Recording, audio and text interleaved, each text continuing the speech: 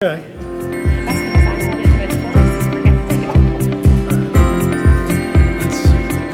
That's the worst thing I did. For both of us. If that's the worst thing I did. And good evening, everyone. Welcome to That's right. welcome to tonight's meeting, November 4th, 2019. We're actually going to begin tonight with a proclamation. I believe we have, Mr. Mayor, this month being Hospice Month. So, Mr. Mayor, I will turn it over to you for the proclamation. Thank you, Mr. President. Do we have some representatives here for the hospice? Nobody? Anybody want to volunteer? So this is a proclamation for National Hospice and Palliative Care Month, November 2019.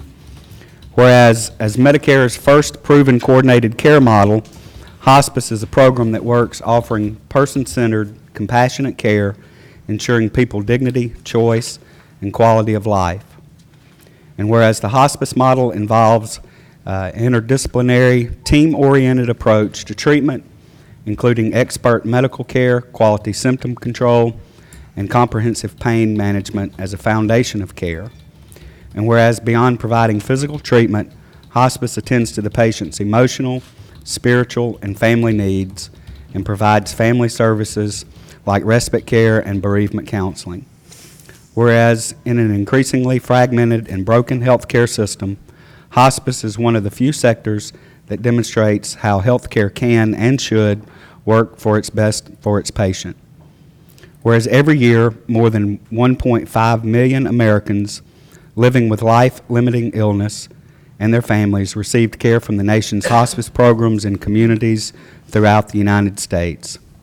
And whereas the Centers for Medicare and Medicaid Services have pledged to put patients first in all of its programs, including hospice, ensuring a coordinated and patient-led approach to care, protecting patient choice, and access to individual services based on a patient's unique care of needs and wishes. So now, therefore, I, Scott McBrayer, Mayor of the City of Homewood, hereby proclaim November 2019 as National Hospice and Palliative Care Month and encourage citizens to increase their understanding and awareness of care at the end of life and to observe this month with appropriate activities and programs. And Mr. President, we'll enter this into the record. Thank you. Thank you, Mr. Mayor. And with that, we'll go ahead and call tonight's meeting into order. And we will begin tonight with an invocation and followed by the pledge. And Mrs. Smith, I think you have the honors. Thank you. Please bow your heads.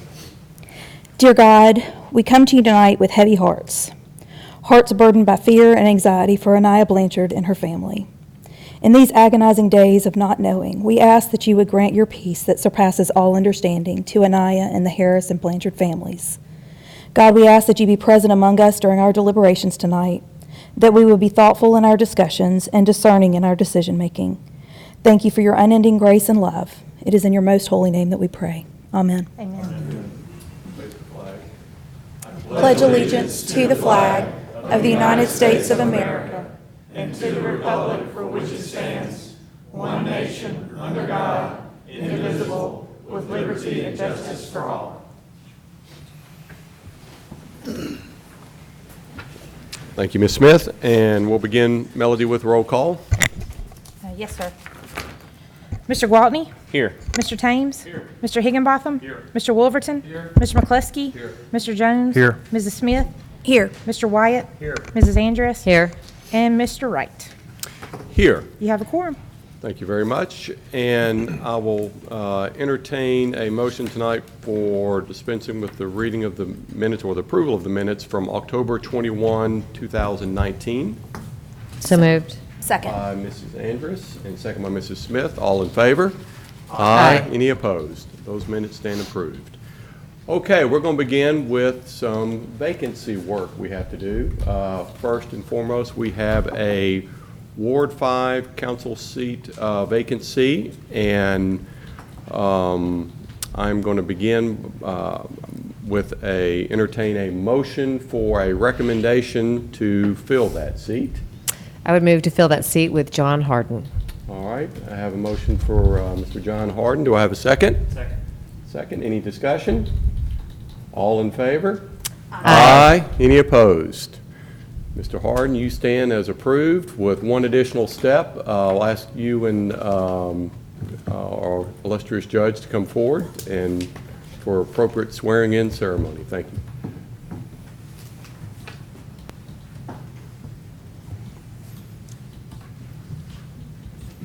And certainly get your family up there so they can be embarrassed along with you, sir. His family didn't want to have anything to do with us. Don't let them off easy. Left hand on the Bible. Raise your right hand if you would. If you repeat after me.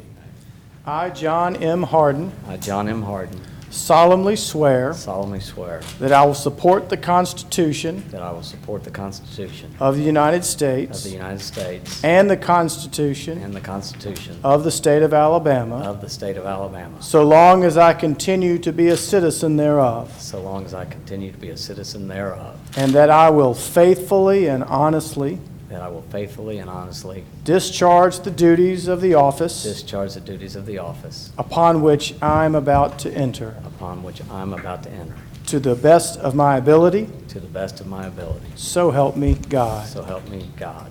Congratulations.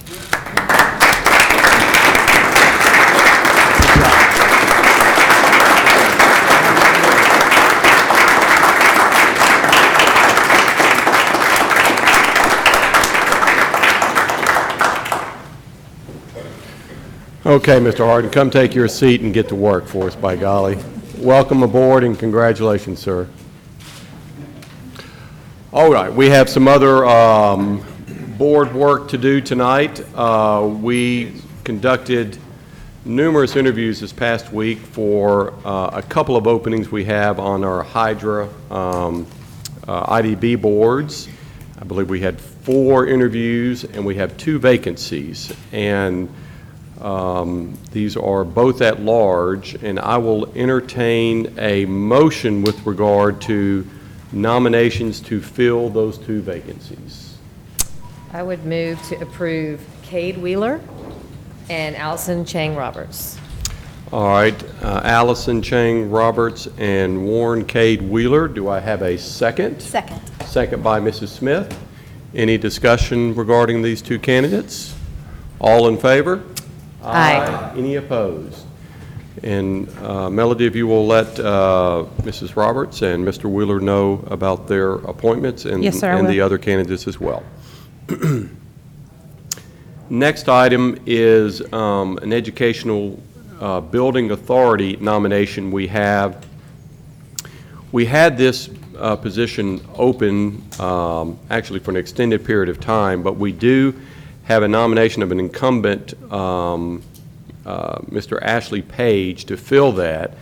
And so without any objection, I'm going to go ahead and close that, that nomination period and entertain a motion for our incumbent Ashley Page to serve a second term as a representative, at-large representative to the Educational Building Authority.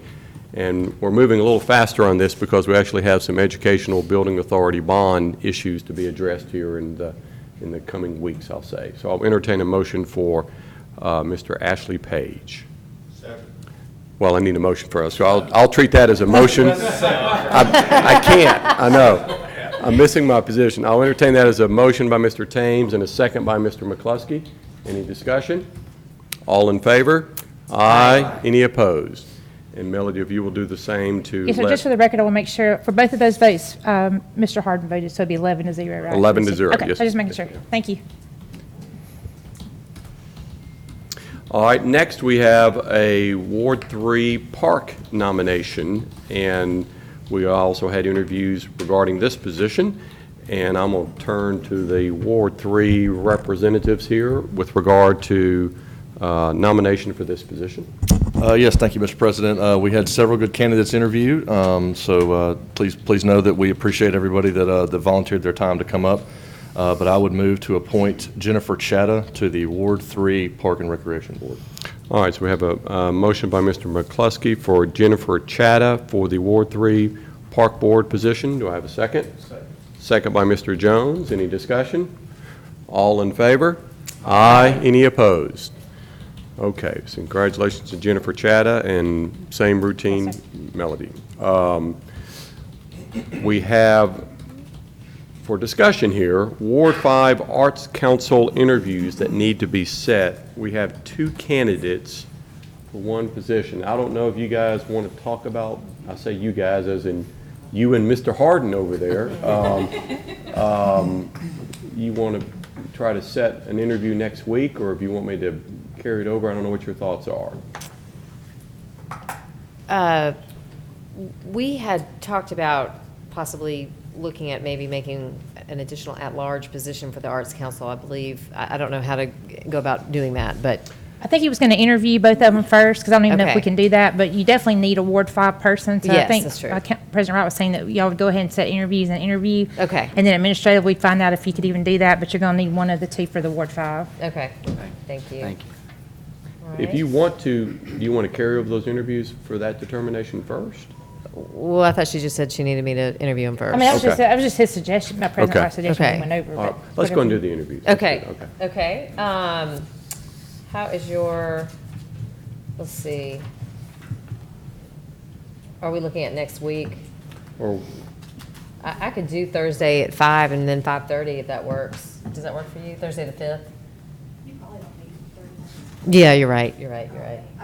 You're right. you probably just need 30 minutes. Total? All right. 5:30? 5:30 and then 5:45 Okay. on All Thursday right. night, if Is that You works? guys are 7th okay? or the 14th? The 7th? The 7th? Yeah. Okay, then we will set those for just 2 interviews, November 7th at 5:30. And Melody, if you will let them know, please. Yes, sir. Okay.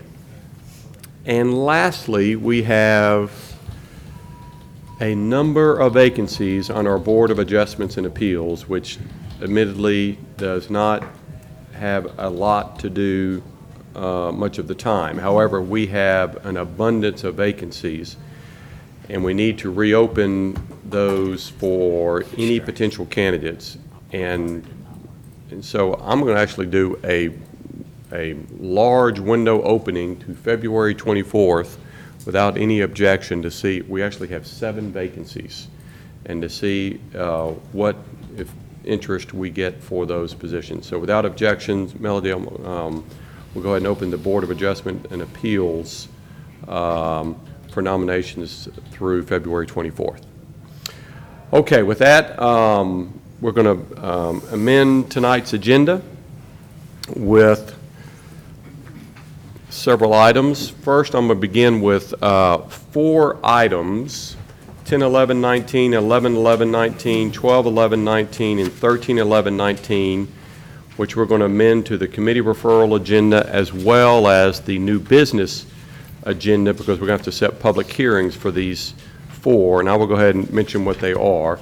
10, 11, 19 is a request to set a public hearing and referral to the Planning and Development Committee for consideration of condemning a house at 1649 28th Avenue South, coming from Wyatt Pugh, and again going to Planning and Development Committee. 11, 11, 19 is a request to set a public hearing and referral to the Planning and Development Committee for consideration of condemning a house at 618 Hambaugh Avenue, also going to Planning and Development Committee. And 12, 11, 19, request to set a public hearing and referral to the Planning and Development Committee for consideration of condemning a house at 1612 Berry Avenue. And lastly, we have 13, 11, 19, which is a request to set a public hearing and referral to the Planning and Development Committee for consideration of condemning a house at 1117 Hardwick Lane. All of these going to Planning and Development Committee. In addition to those 4 items, which are going again to both committee referral and new business, I have the additional 2 items going to just committee referral, 05, 11, 19. We're actually moving 05, 11, 19 from other new business in our agenda to committee referral, and we're going to actually refer that item to finance. And then the next item we have is 15, 11, 19, which is a request to address speeding concerns on Theta Street, coming to us from Walter Jones, and we're going to refer that one to Public Safety. All right, so that is all the changes to the committee referral agenda. I have one additional change to the other new business, or the new business agenda, which is 141119, which is a request to authorize the mayor to sign a business associate agreement with American Fidelity to administer the employee benefits for the city of Homewood, coming from Robert Burgett, our finance director. And again, that is going to be on our new business agenda for tonight. And with that, I will entertain a motion to approve tonight's agenda as amended. By Mr. Gwaltney, second by Mr. Thames. Any questions? All in favor? Aye. Any opposed?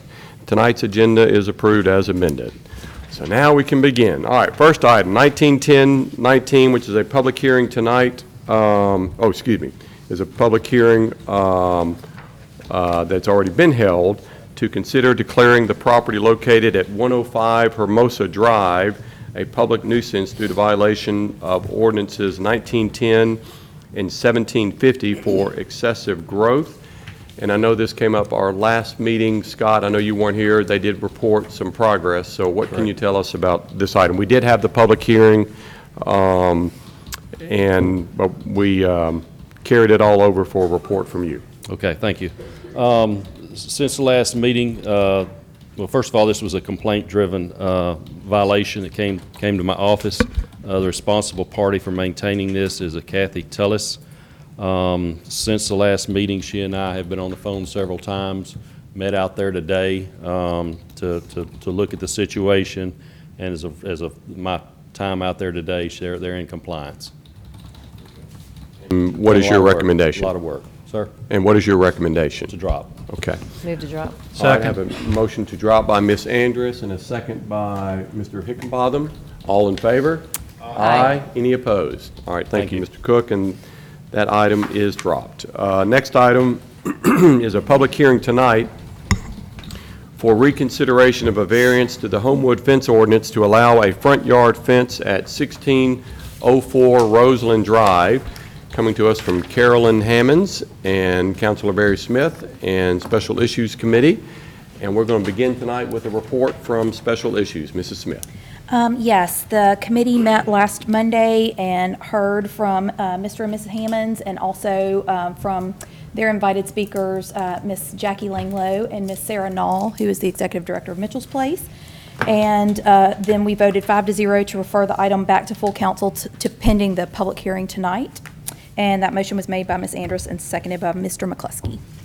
All right, thank you, Mrs. Smith. And so with that, we're going to have a public hearing tonight. And there may be several folks who do wish to, I'm going to open this public hearing in just a second, who wish to speak to this. I will ask, if you do, to come to Melody and put your sign in, your name and address, so you can speak to this. And depending on how many folks do speak here, I know a lot of folks are here in support of it, I believe.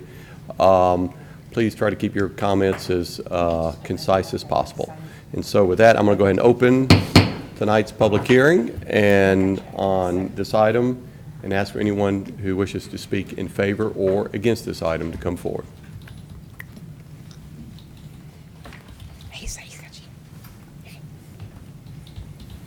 Please. Good evening. Good evening. Thanks for having me back once again. You could put up the first of the two slides. So just as a reminder, this is why we're here. This is our son Henry. He's 2 years and 3 months old. We learned a week before his second birthday that he had autism. So just in the course of our new reality, just as a reminder, obviously, you know, my wife and I, in trying to think of all the ways that we can create an environment for him that will allow him to reach his full potential, we decided we wanted to request a fence. So we presented that to you all. At a previous meeting, you did approve a qualified fence to the length of 22 feet from either side of our home, which you can see here. And so what we're back tonight is to answer any questions you might have that we haven't answered before. We proffered previously that we'd be willing to remove that fence if we were ever to vacate the property. though I think if we're able to build the fence, we'll never leave that property, but if we do, we'd be happy to do that. Just appreciate your reconsideration of your previous approval, and again, happy to answer any questions if you're allowed to ask them, and can provide any other information that will be helpful in your decision-making. I was told on the ride over that Henry had a very good day at his speech therapy, so I do hope that it'll get a little bit better following this meeting. So again, appreciate your consideration. All right, thank you, sir. And I will, while we have Mr. Hammonds up here, I will entertain any further questions. I know we have discussed this pretty thoroughly, and I think we're all pretty familiar. Mr. Harden may not be.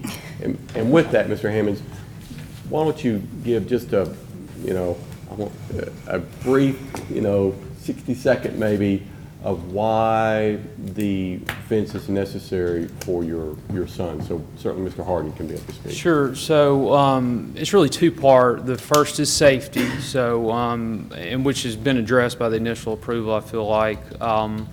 There's an increased risk of elopement for children who have autism, just based off their cognition, and they just are less responsive. So. And there are other people here that can speak more professionally about that, but there is an increased risk of him running away. There's safety issues, running the road, run away, and be lost, that sort of thing. So first and foremost, it was safety, but secondarily is this really creates a more inclusive environment for him. So just in recognizing the benefit for children with autism and how their development can be benefited by interactions with others, we felt like certainly in a unique circumstances for our family on the street on which we live, we can provide that opportunity for him to interact regularly with his neighbors, with people that are passing by. So just for us, it's really trying to throw the kitchen sink at his diagnosis in terms of all the different things that we can do to create an environment where he can reach his full potential. So we've got him enrolled in therapies at Mitchell's Place and through the state. We'll continue to explore ways in which we can create that environment for him. So we feel like this is just one more way that we can really, have him be a part of the community. And ultimately, we feel like that it certainly won't lessen his likelihood of reaching his full potential in his development, but it certainly can improve it. All right, wonderful. Thank you for that. So I will, just a little bit out of order, a little bit on the public hearing. Any questions for Mr. Hammonds while he's up here? Not that we can't do it later, but. I've got one. Am I allowed to ask a question even though today's my first? You are, since I was nervous we're about inviting you to ask a question, sir. Becky over there is going to kill me if I ask too hard of a question. What does it look like for you to remove that fence if you do move? How would you do that? I mean, that I know it's easy to do, but I mean, you've sold the house and the city probably obviously doesn't like to set a precedent, is what my guess would be.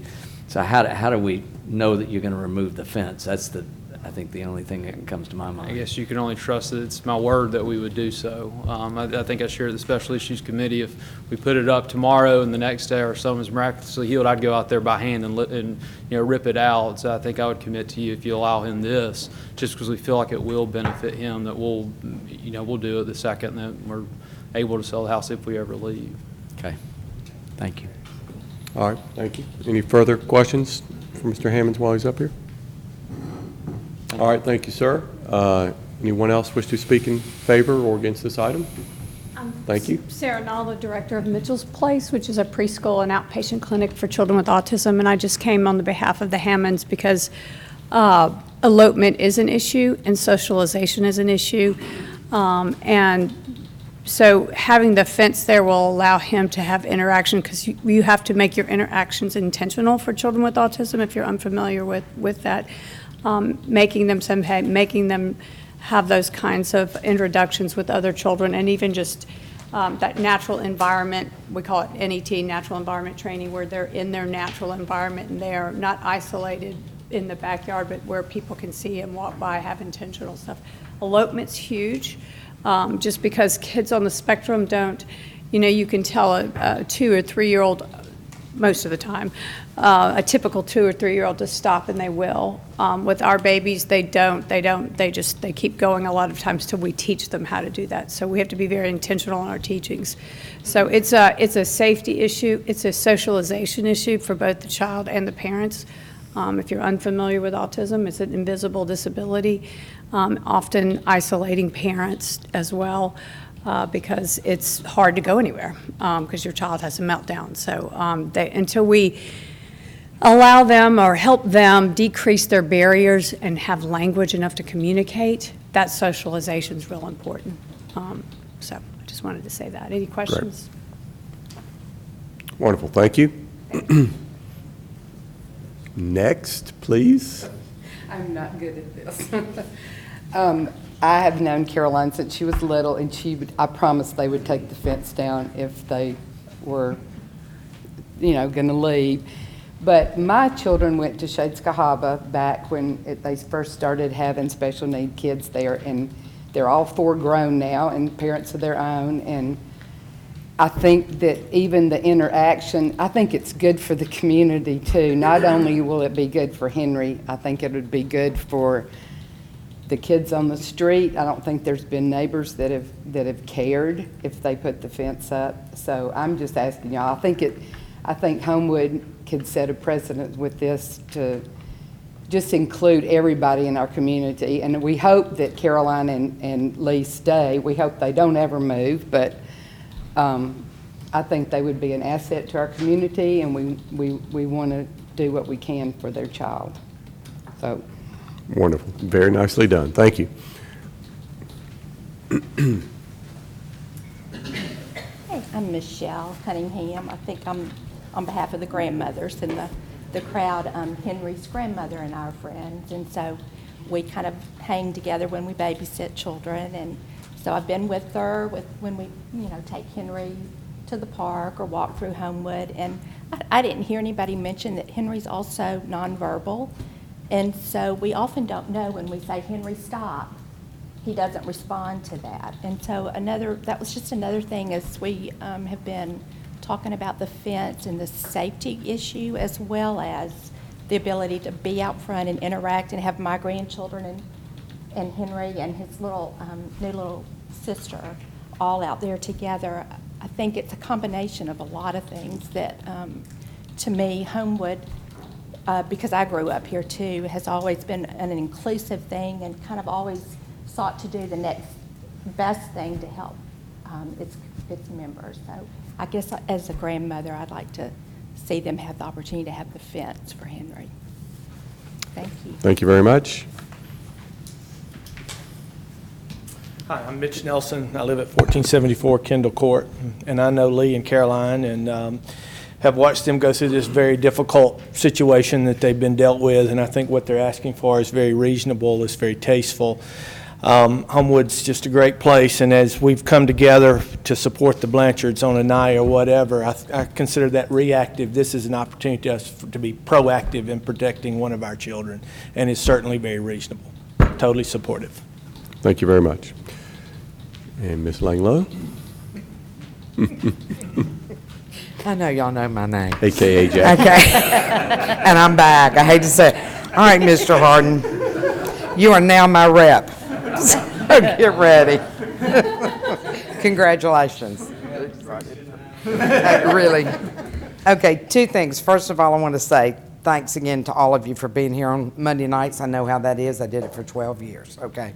Second of all, I want to say it has been such a pleasure for me to meet these young people, the Hammonds.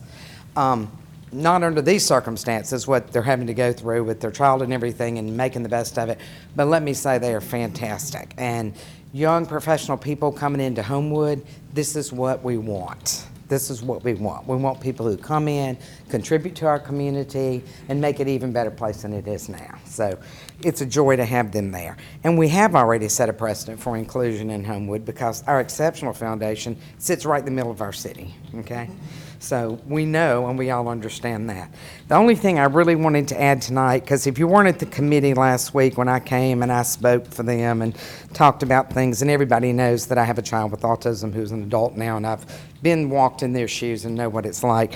But we talked a little bit about the fence ordinance, and I went back and did a little bit of a review because we had some questions, and it was ordinance 2722, and I'm going to refer to section 516, article C, number 1 underneath that, And this kind of sums up what I think the heart of it was when it was written many years ago, and then it was amended when some of you are still up here, and I was. Okay.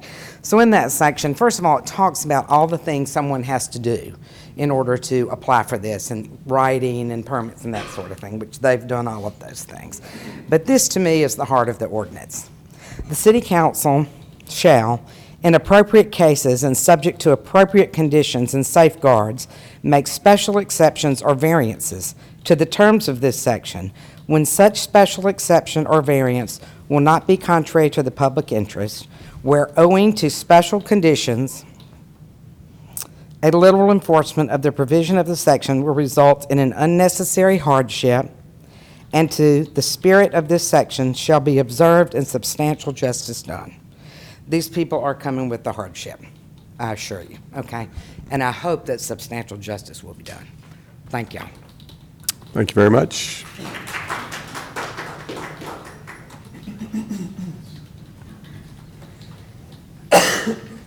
Hi, I'm Leah Lynn Cowart. I'm a little hoarse, so sorry. I sound like 13-year-old going through puberty. But I am a physical therapist at United Ability. I work with both adults and children with autism, all sorts of disabilities. And I will say I see the gamut of everything. I see kids from 0 all the way up to 72, and I see those with autism. And I've seen those that do get that social interaction and do get that community integration, and those kids and those adults who get that grow up and have such a significantly better life than those who have not. Homewood is such a, we joke, these massive houses are being built on these lots, but it doesn't matter because it's such a front porch, front yard community. And so if Henry doesn't get that, that could affect his long-term growth and where he goes in the future. So I think it's so important for us to come together as a community and open up that avenue for him as well as other children. Thank you very much. Okay, anyone else wish to speak in favor or against this item? Seeing no one else, I'm going to close tonight's public hearing, and I'm going to turn it over to the council first for comments and discussion. Mr. Wright, could I? Yes, Mrs. Smith? I'm sorry. No, you go ahead. Mr. Jones? After that. All right, I will be brief. Yeah, no, you good. So I will say the first time the Hammonds came in front of us, I, being an uneducated person as I was, thought they have a backyard, it's fenced, it's safe, he can play in the backyard, it'll be wonderful. So I was so glad that they did act persistently and come back, because last week, I think hearing from Ms. Knoll and hearing from Ms. Langlow really helped me see how I was wrong, in my opinion. And this is, I'm speaking for myself here, of course. I think one of the main things that we figured out from the presentation last week was actually the result of a question from Mr. Wolverton. And he thought it was that Henry was young to be diagnosed with autism spectrum disorder. And he was correct, because Ms. Knoll confirmed that the average age for diagnosis in the state of Alabama is 4.5. Henry was just barely 2 when he was diagnosed. So that's 2.5 years earlier than the average child who gets diagnosed in the state of Alabama. And I think we're all familiar with the Exceptional Foundation, but also the Bell Center, who is specifically put together for early intervention. And I think everybody can agree that early intervention with children, I mean, the Bell Center works with children sometimes who are as young as 3 or 4 months. That's because that time is critical for children.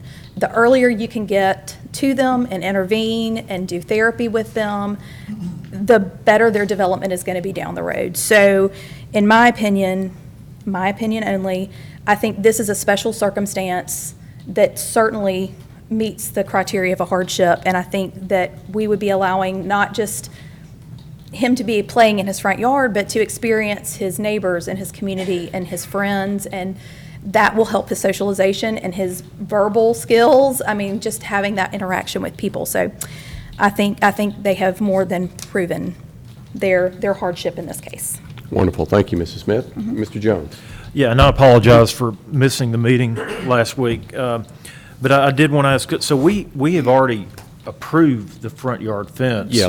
So we've already approved it, so we're just looking to move it out further. Correct. We have approved a fence of smaller dimensions than is being proposed now. Okay. It's actually Okay. going out to the street, and No, it's No. it's about 10 feet. 10, what I read was 10 feet from the, Going out Brian, towards the can you- street. there it I'm is. sorry. Yes. from the There property it is. line. Not all the way to the street, but towards the street, yes. Okay. And I will say, I think when we did the first calculation for the size that we decided on in the last meeting, I don't think we took the terrace that projects off, and this is just a minor calculation thing, but that terrace that projects off the front of their house into consideration. So when you take that into consideration, it's about 4 to 6 feet.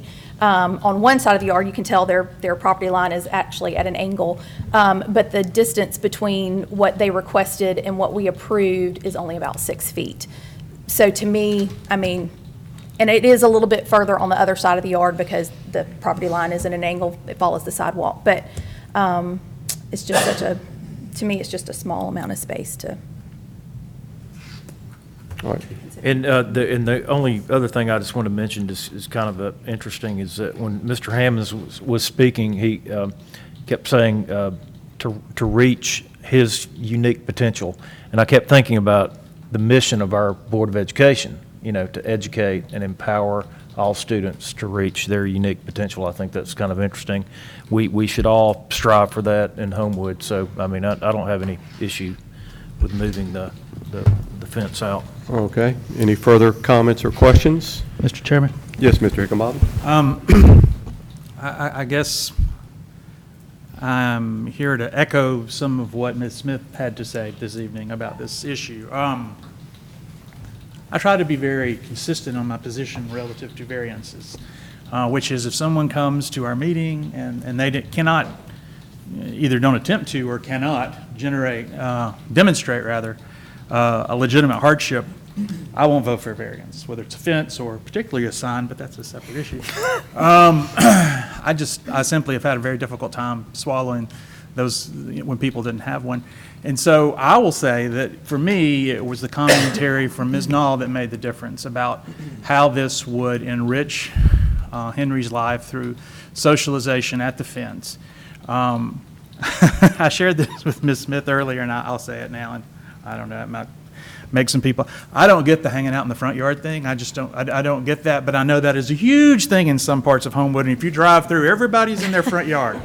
Now, I grew up in a small town, and I sat on the porch in a rocking chair as a kid, but the hanging out in the front yard is not something I did. But I do understand how that is a socialization process and an opportunity that exists on Roseland. So I want to say that the comments about the socialization convinced me that indeed what we do have here is a hardship. And so I intend to vote for something more generous in terms of the size of the fence tonight.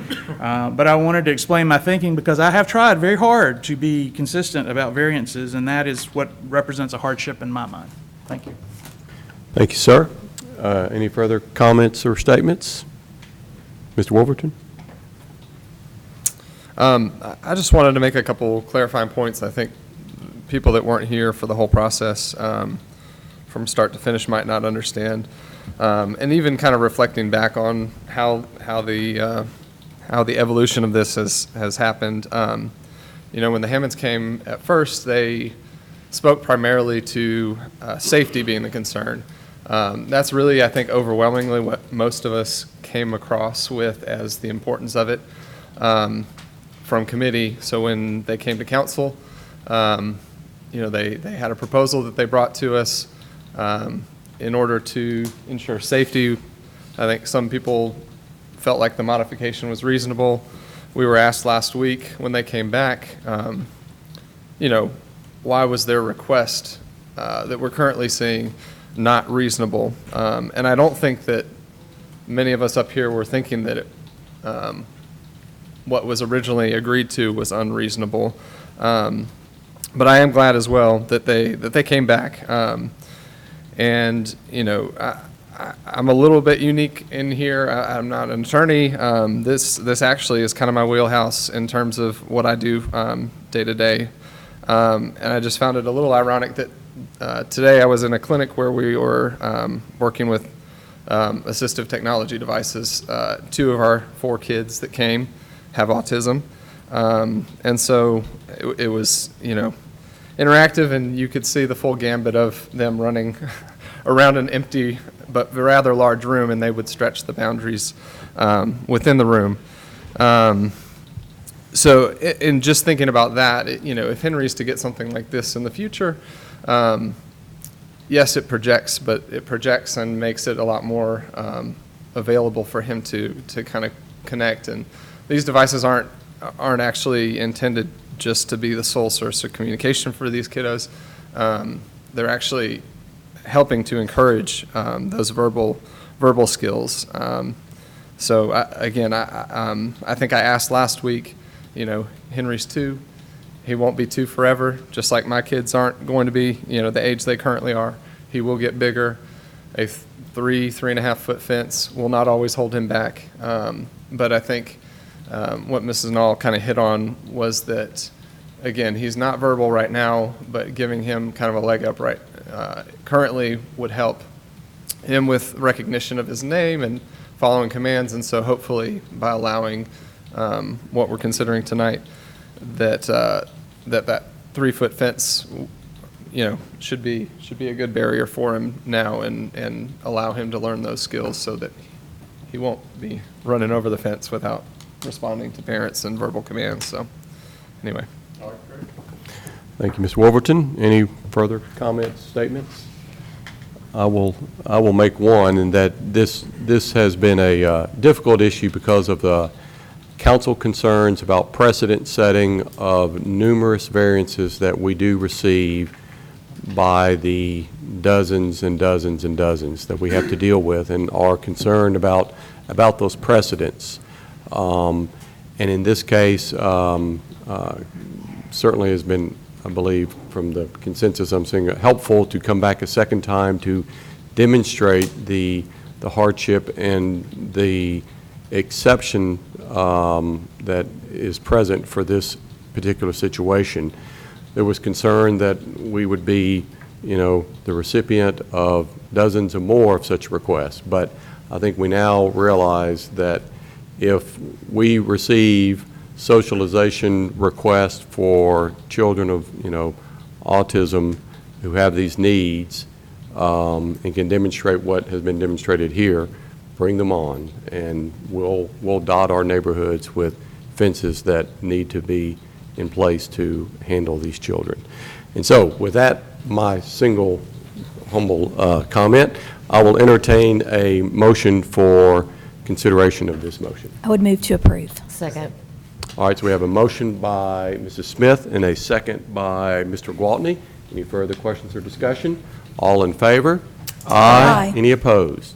And that is a unanimous vote of approval. And that will be resolution number... That will be resolution number 19-190. All right, thank you all for coming. We'll give you all about 30 seconds to exit.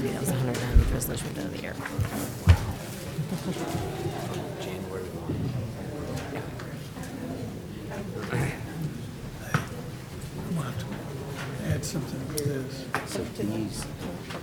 That is their date. All right, we're going to go move on with 11-10-19, which is a public hearing tonight for consideration to rezone property at 105 Vulcan Road from a C3 community shopping district to a mixed-use district, coming to us from Brad Castro, the owner of this property, J.P. Burham, for the purpose to permit the joint use of an existing building as a church and office for both nonprofit and for-profit organization. And this originally coming to us through Wyatt Pugh, and we will begin with a report from P&D. Yes, sir. This came to us from the Planning Commission with a unanimous vote to rezone from C3 Commercial Shopping District to MXD Mixed Use. The committee met last week and heard from the applicant, Brad Castro, who is the owner, as well as the pastor of the church. The intent is to have the mixed use of church and office, potentially retail in the same building. The committee voted it out 3-0, no recommendation pending the public hearing. All right, thank you, Mr. Thames. And so this is another public hearing tonight, so I will go ahead and open the public hearing tonight. And with that, anyone who wishes to speak in favor or against this item, please come forward to Melody, sign your name in, and come speak to us. Mr. Cobb, if you want to go ahead and begin, I don't know if you have anything further to add in summary. Okay. When we looked at this when it first came up as to what zoning would fit both the church and office space, because churches are usually high zoned. But we looked at the zoning around it, and we realized that mixed use was probably the best fit. So you could have, like we've had church in the bottom of this building before at different times. So it just appeared to be the best fit, that you could have offices upstairs. You could also have retail. They have a very large parking lot. And you could have a church all in the mixed use. And that's how we came to that particular zoning. It was just the best fit for it.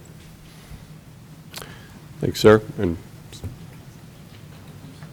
all right, I am Brad Castro, and I appreciate making me reverend, but I am not. Pastor is going to be over here, nor am I the owner. I'm the representative.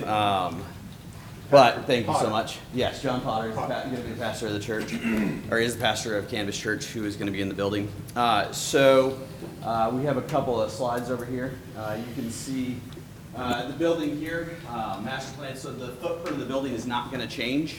It is in existence. We're just going to be simply modifying the interior of the building for the church. Church is going to be approximately 11,000 square feet or so on the first floor. And there's going to be an additional 39,000 to 40,000 square feet of office space available outside of the church. You can see we have around 242 parking spaces. And I mean, the big hope here is to have a church that can have office space that's rented out, you know, the rest of the year. If you go to an I zoning, you can't have for-profits in there. You can only have not-for-profits. And the real big mission behind it, too, is to have 100% of the profits go to fund Bible translations. And so this building in an area that, you know, quite frankly, really needs the light at the top of the hill. If you guys know this area very well, I think this is just going to be exactly what this area needs. You guys have any questions for me?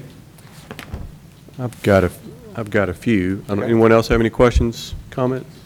Just while you're up here, and I think you had answered some of these in committee, but you don't have any plans for any further development in any other parts of the property? Correct. Okay, you're going to keep within the existing Correct. structure, no plans to build any outpost anywhere, anything like this? And big footprint as it is, it's going to be expensive to modify it as all right.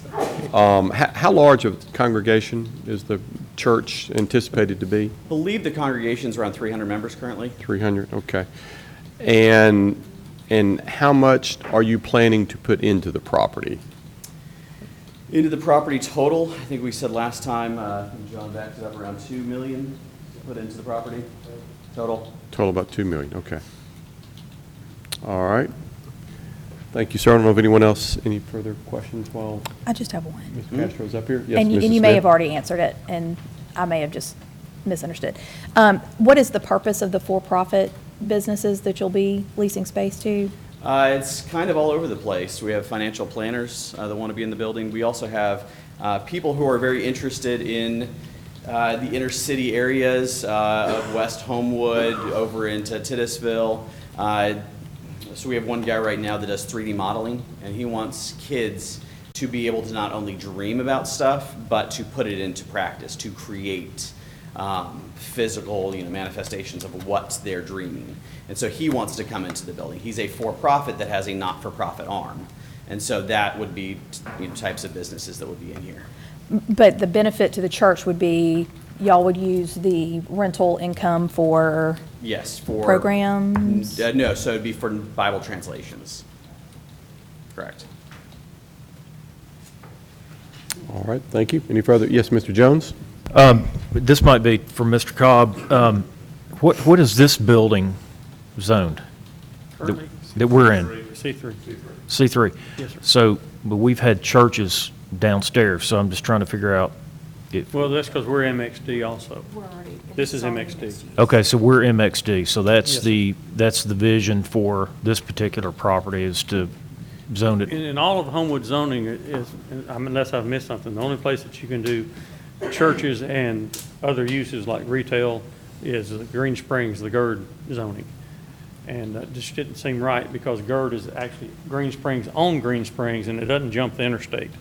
So the mixed use just was the best fit that we could come up with that would allow that.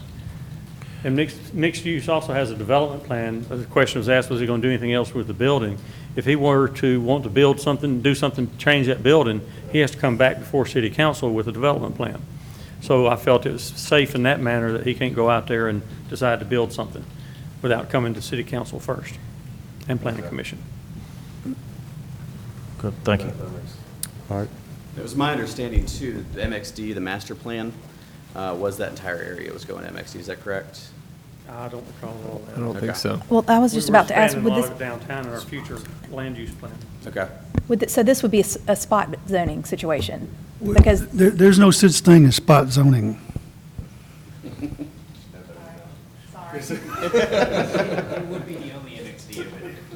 I don't disagree with that. Isn't there an MXD at the top of the hill? Well, Not from a lawyer's standpoint. Well, unless it would be our. I will say there's no MXD currently. However, if anybody saw abatement proceedings, there's potential for another structure in that area that's desired to go MXD. Each property should be decided on its own merits. That's fine. All right, any further questions or comments? Mr. Wolverton? I guess I'm just, so, I mean, in theory, currently, the church is already there, correct? Correct. Okay. With the current zoning, Mr. Cobb, it could remain church and nonprofit? It's the for-profit component that is forcing kind of a rezone? Yes, sir. Churches that are nonprofits also have other things they run in their churches. Sure, You know, sure. for daycare, for instance. You see that quite common in most all our churches. Right, right. I guess to Barry's question a minute ago, I mean, most nonprofits pay some sort of rent where they are. So I just wanted to try and clarify the fact that we're desiring some for-profit within the confines of the building doesn't mean they're the only people that are going to be paying rent, most likely. It's for-profits, not-for-profits, but when you have just non-for-profits, then you really limit, who we can rent to. And quite frankly, there's just not a lot of non-profits that want to rent over in this area. Sure. And I also did have another picture up here of the lobby and how it's going to look, just.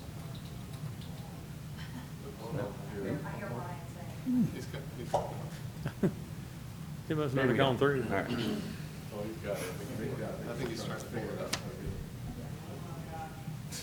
Only one he's got. All right. Okay. No worries. Okay, any further questions while Mr. Castro's up here? All right, thank you, sir. Anyone else? Thank you very much. Thank you. Anyone else wish to speak in favor, please come forward. John, I'm so proud, I'm almost speechless. I'm so proud of you. And thank you guys for having him. Wesley Templeton, longtime resident of Homewood. We've owned a business here in town, Templeton Travel, for 100 years. And this used to be Fred Nunley's building. It's right across from the new police building.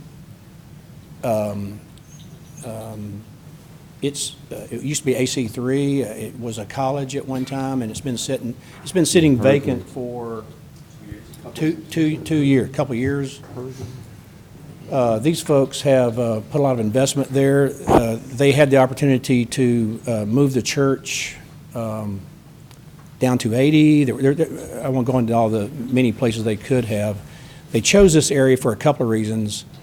Not only is it a great opportunity, but they chose it also they chose to be in that neighborhood. They have a huge humanitarian aspect to methods and their, so in other words, they chose to move next to Motel 6, whatever the other inn is, just up from Jim and Nick's on Vulcan Road. And we all know about that neighborhood and that whole idea. They chose to move there for that very reason, for many reasons, but for that very reason too. So I just wanted to speak toward their mission, their heart. I've actually personally witnessed their love to some homeless folks just recently. And I've got a lot of plans for that area, and talked to the administrator there at the church. They're going to join the chamber and reach out to the West Homewood Park folks, West Homewood folks, to be a part of that community and to be a big asset. They want to be an asset. They want to know how they can help. So, any questions for me? Thanks, Walt. Thank you, sir. Next. Hey, folks. I'm the pastor of Canvas Church, John Potter, and just want to say we actually sort of got our start right here in Homewood. Tricia Kirk at the Exceptional Foundation, we leased the Exceptional Foundation for 18 months, had a great sort of symbiotic relationship with those folks, and truly enjoyed it. When we were talking about the autism earlier, it just brought back sweet memories of what they do there. But before I went into ministry, I was in corporate America for 11 years. And I saw this sort of discrepancy as the mission of the church. Typically, as many of you know, most church buildings sit as these vacuous spaces, unused for about 85% of the time. And so, you know, the whole ministry of the gospel, carrying the good news, as Paul did, the Apostle Paul, he went into, you know, the Acropolis right there in the heart of where business and things, commerce was transacting. And so I just saw this great need. I've had this heart to see this fusion of ministry and business together, because you know, every person that Christ called was first a business person. And so having that sort of unique perspective, I thought, what if we had a ministry center? I also have a master's in counseling, where we could have ministry, counseling, prayer, outreach, not only to the community, but to business persons. As you all know, I'm sure you interface every day with people who need some help and need some love. And so that was the heartbeat of what we want to do there. The Department of Homeland Security, I think that exit on I-65 in Oxmoor historically has been in the top 10 for the sex trafficking going on in America. It's pretty eye-opening. And so I have a heartbeat for the broken. I have a heartbeat for the last and the least and the lost. And so one of our first initiatives with the police department being built there, we would love to be the church of record when a battered wife syndrome comes, when a sex trafficking issue comes, that we would be the hands and feet of Christ. We would love on these people, love on these families, love on these broken homes. And that's a heartbeat of mine. And so I just really believe that going forward, this is maybe a precedent for what ministry could look like in the heart of the business community. And so we sure would appreciate your consideration. Thank you so much. Thank you, sir.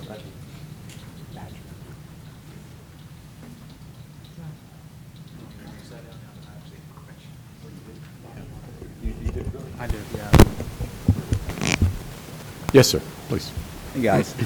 Question I have, this nonprofit and profit. Are we in the same category as, like, who owns the property? Does the church own all the property?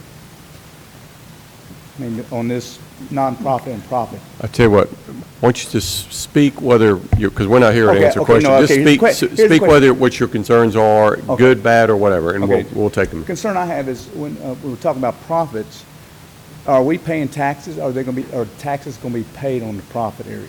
Sort of like, going back like going to Sanford. If you rent out a piece of property that goes under their umbrella, do they pay taxes on the profit? Does the city get anything out of that? That's the question I'm having. Yes. We'd be taxed for the commercial business. Right. Whatever business is there, they'd have to have a business license. Just to be clear, these folks will be buying business licenses just like anybody else in any multi-zoned, whatever it's called, building. They'll be buying business license, the church buys business license.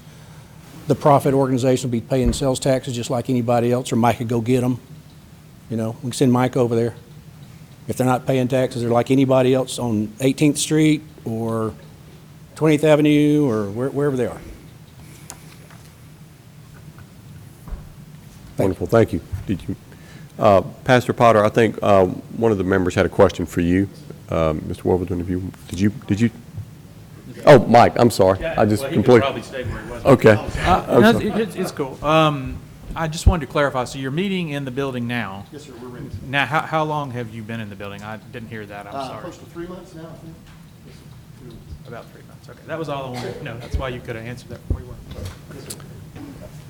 And just to clarify, so really, when you were talking about the fusion of the church and profit or nonprofit, I guess what you were, at least what I gathered, was that you were saying it's more sustainable to have both nonprofit and for-profit within this, in terms of helping to pay the rent, that kind of thing. I think just the daily interfacing, you know, of those two worlds that many times only come together on a Sunday morning. You know, but I just had this vision, and I've always been an out-of-the-box thinker, and just thought, you know, why not meet folks where they are, where they're hurting, and of course, we're going to love on anyone. If an agnostic group comes in, you know, we're not going to tell them they can't meet there. But yeah, that was my heart. I really believe that's the message of the gospel. And one final question, and I'm starting to ask the same question over and over again, but Mr. Castro, sorry. No, you don't have to come up. You don't have to come up. I'm just referencing you. Because you said basically the profits are going to be used to fund Bible translations, and I assume those would be distributed for no cost to people in other places? Okay, sorry. You're getting your exercise. Fascinating study. Right now, only 1% of missions dollars go to the unengaged, unreached people groups of the world. So when you give a missions gift at your church, 99% of those dollars go to a place where the gospel is already at. And so the great question is, well, how many folks need to hear the good news? Well, it's actually about 1,200 people groups, totaling about 3 billion people across the face of the earth that have never heard the good news in any way, shape, or form, because they either don't have translation, they don't have written down language, and so that would be a major thrust. We want to help accomplish the Great Commission through that means and fund that. So. Mr. President. Mr. James? Just a little bit of clarification. Is the church a tenant in the building or owner? Oh, right, yeah, we're tenants right now. Yeah. Okay, but going forward, you'll remain a tenant. You're leasing the space from the building owner? Leasing the space, yeah. I mean, it'd be neat one day to Sure. purchase. What are the terms of that lease? How long is that lease? So additionally, the term of the lease is going to be 10 years, with the intention of the church owning the building eventually. Okay. I guess the reason I asked the question is while I understand the current request with the current tenant, I would have some concerns in the future if the church were to not be the tenant and an institutional use would not be taking up the first floor of the building and you're still sitting on an MXD zoning. We have zero intentions of the church not being a tenant. Sure. I'm just expressing a little bit of the unease maybe some of us are feeling. So the lease term is 10 years with the intention of the church leasing to own, essentially. Correct. Okay. And then this is Bill Slappy. Canvas is going to be spending at least $1 million on the building. The desire is for Canvas to own the building. If they didn't actually own the building, they'd be walking away from over $1 million investment. So that's why that it makes sense. But the way we're structuring and putting the deal together, Canvas doesn't have all the money that they need day one to buy the building. So some of y'all might know that I develop real estate primarily in Cobble Heights. So, I'm the guy that's kind of trying to help make that happen for the church to facilitate, this whole transaction. So what would happen is Canvas, right now is paying a small rent to be in the building. Me and a group of investors will be buying the building. And then from that point later, the building will be given to the church over a period of time. So just that whole thing hasn't worked its way out. But Canvas, is going to, you saw the plans. They spent $20,000 in drawings and putting all that together, to be able to do what they're doing. So we're just trying to make it a win-win. And actually the owner of the building is sitting right here, which is Scott. Raise your hand. He's one of the owners. So the physical transaction of buying the building hasn't happened yet.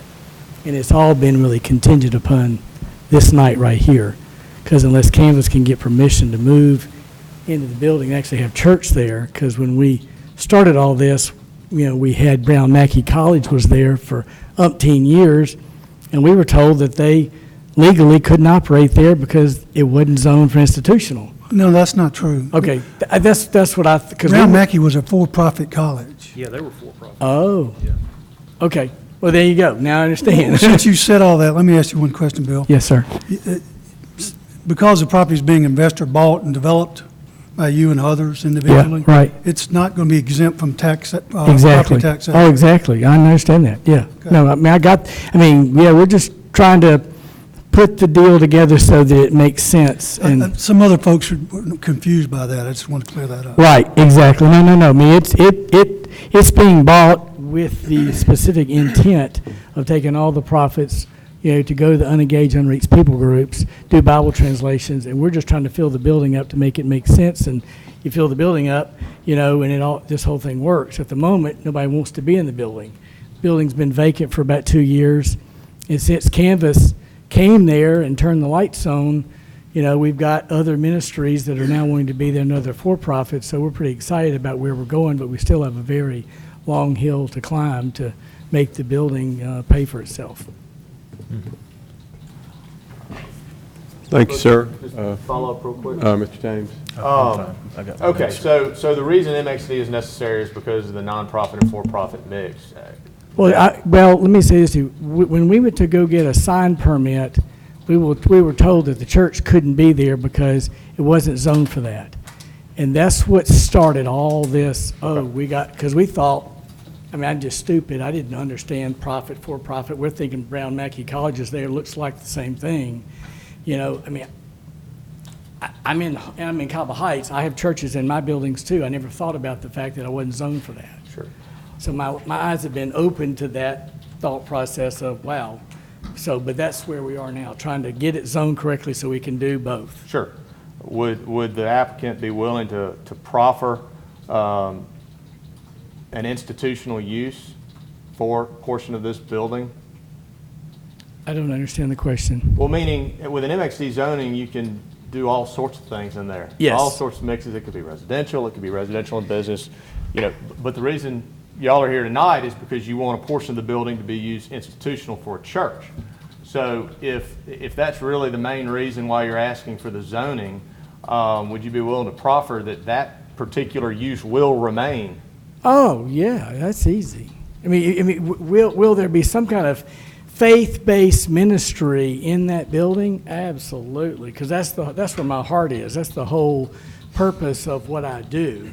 So that's an easy thing. The beautiful thing about the mixed-use piece is that, my pastor, which is John Potter, he said, well, why don't we, have a place for missionaries to spend and things like that. Long story short is, I was saying it was not zoned for that.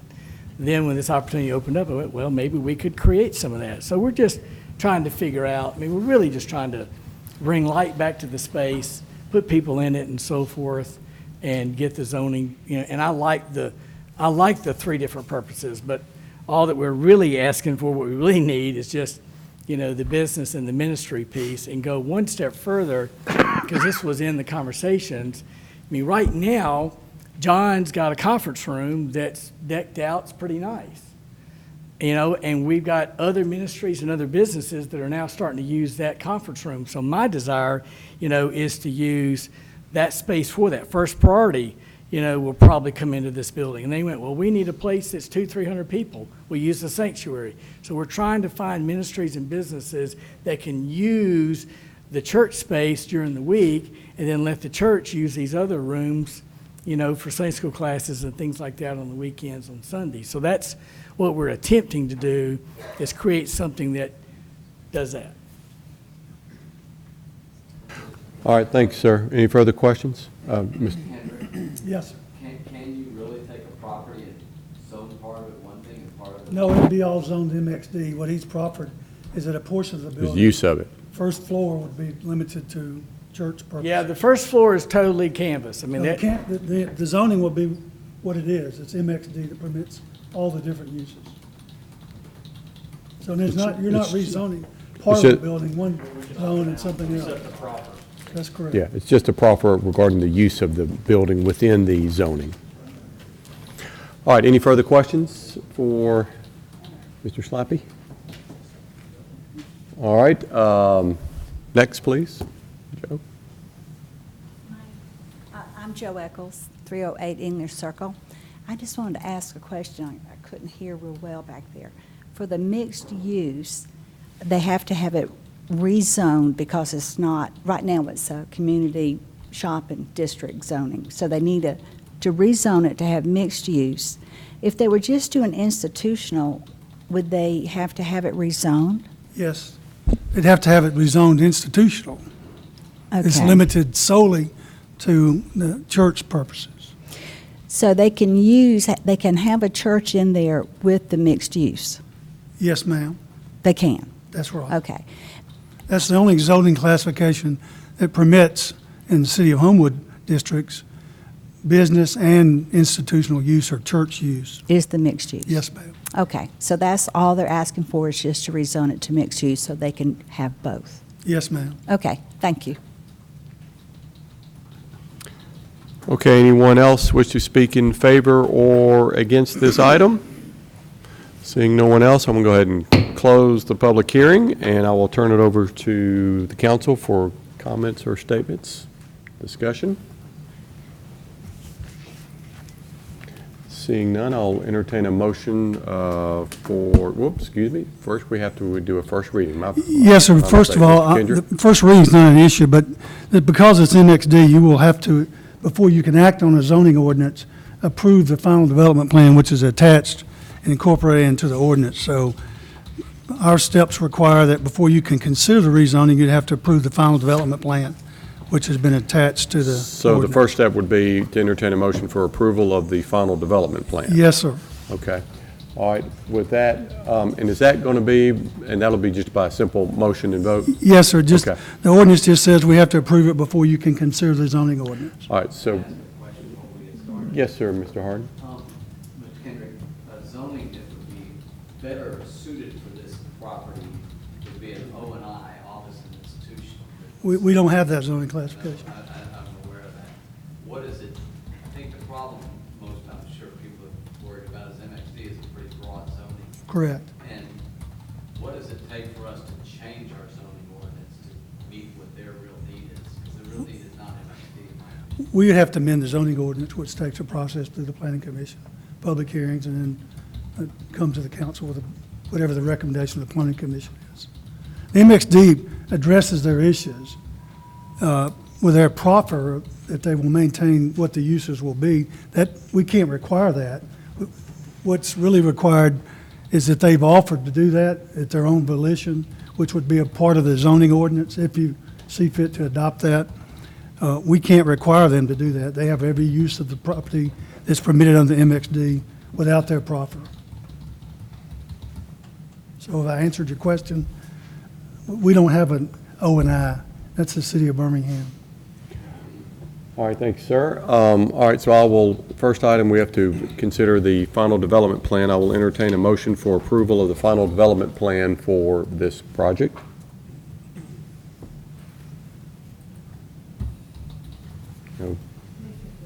Motion by Mrs. Smith for approval, second by Ms. Andrus. Any further discussion?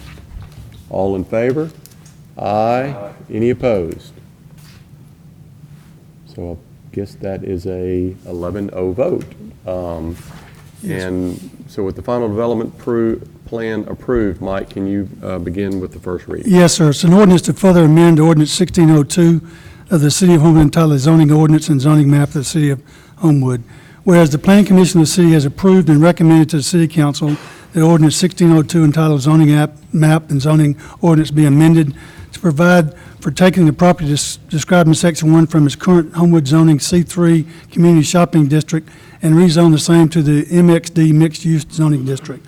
Whereas the City Council has found it necessary and has set a public hearing for tonight at 6:00 p.m. Now therefore be it ordained by the City Council as follows, that the following described property at 105 Vulcan Road, parcel ID 2914-3-412, as more properly described as lots 2 and 3 according to the Graham and Shader First Sector of the Red Mountain as recorded in Map Book 91, page 50 of the Office of the Judge of Probate, be the same taken out of the current zoning classification C3 zoning district and rezoned to the Homewood MXD zoning district, subject to the terms and conditions of the development plan attached as Exhibit B and approved by the City Council immediately preceding adoption of this ordinance. Section 2, that from and after the enactment of this ordinance, that the uses permitted by MXD, further amended and restricted by the provisions of paragraph 1 above, shall govern the uses and control made of the property subject to described in paragraph 1. Section 3, the November 4th at 6:00 p.m. is set the time and place for the public hearing, at which time all persons interested may have an opportunity to be heard. Section 4, that the city clerk has published notice as required by law of this public hearing. Section 5, any part of provision, the ordinance declared to be unconstitutional or invalid by a court of competent jurisdiction, all other parts will remain in full force and effect. Section 6, the ordinance shall become effective immediately upon its adoption and approval by the City Council and Mayor as otherwise becoming law. Thank you, sir. And with that, I'll entertain a motion for unanimous consent by Mr. McCluskey. Second. Second by Ms. Andrus, and roll call vote, Melody. Yes. Mr. Gwaltney? Yes, ma'am. Mr. Thames? Yes. Mr. Higginbotham? Yes. Mr. Wolverton? Yes. Mr. McCluskey? Yes. Mr. Jones? Yes. Mrs. Smith? Yes. Mr. Wyatt? Yes. Mrs. Andrus? Yes. Mr. Harden? Yes. Mr. Wright? Yes. And with that, now I'll entertain a motion for... Mr. Wright, can I ask a question? Absolutely. Because I want to make sure the ordinance reflects. As I understand, the applicant has proposed to proffer that, is it the first floor be used for church purposes only? Well, there is daycare potentially on the first floor. I think that's permitted use for daycare for church. We do not. Proper to have the institutional. I'm confused. I need to make sure the ordinance reflects what your proffer is before it's voted on by the council. As I understood it, the applicant was willing to proffer the first floor institutional use. And that is what's there. What I'm just sitting here thinking is that we're also putting nursery down on the first floor. That's the permitted use of, under institutional.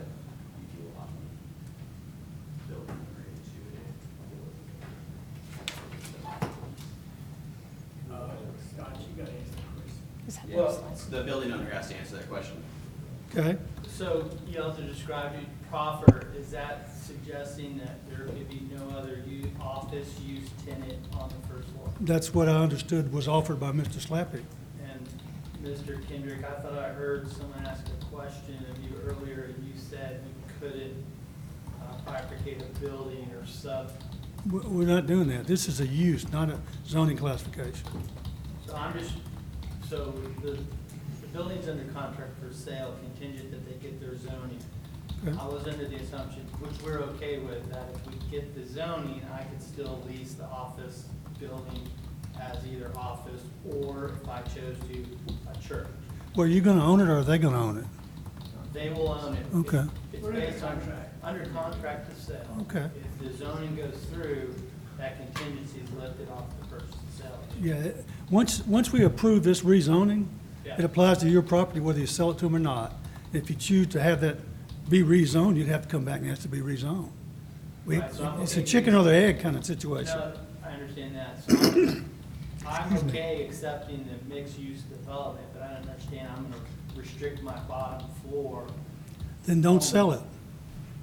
Your applicant who brought this zoning request is specifically offered to proffer to the city as a basis of their rezoning the property MXD, that the bottom floor would be used for institutional. Without that, I'm not sure what the vote will be. I'm not sure what it'd be with or without it, but that's what the offer was. And that's what I'm trying to clarify, that needs to be incorporated into the ordinance to adequately affect what's been offered, so the council can know before they vote on it. Yeah. So- That, this is the first I heard that I was gonna be restricted to the first floor. Well, it's the first I heard the offer was tonight. Could you give me your name for the record, sir? Can you come to the microphone? Could you give me your name for the record? Yeah, Scott Florsheim, Florscheim.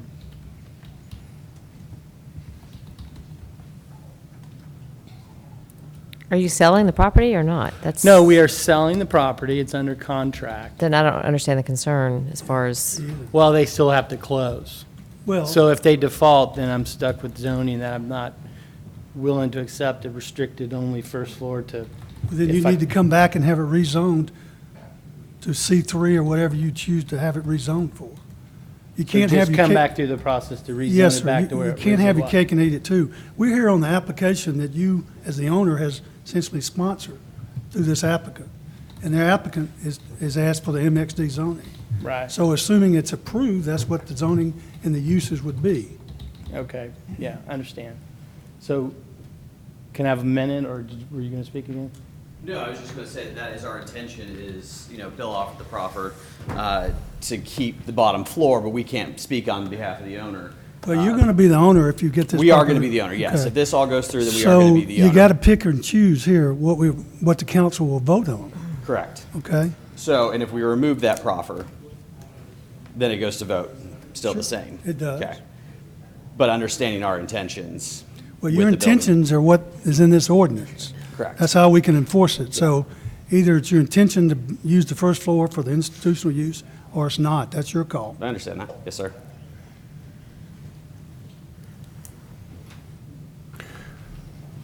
So I guess at this point, we're in agreement that they can proffer the first floor for institution. Okay? I just need to know what would incorporate in the ordinance, which I will do that. Thank you. Thank you. All right, so, as I understand, so we are at the motion stage, and so I think where we are right now with regard to approval is to entertain a motion for approval with the proffer for industrial, excuse me,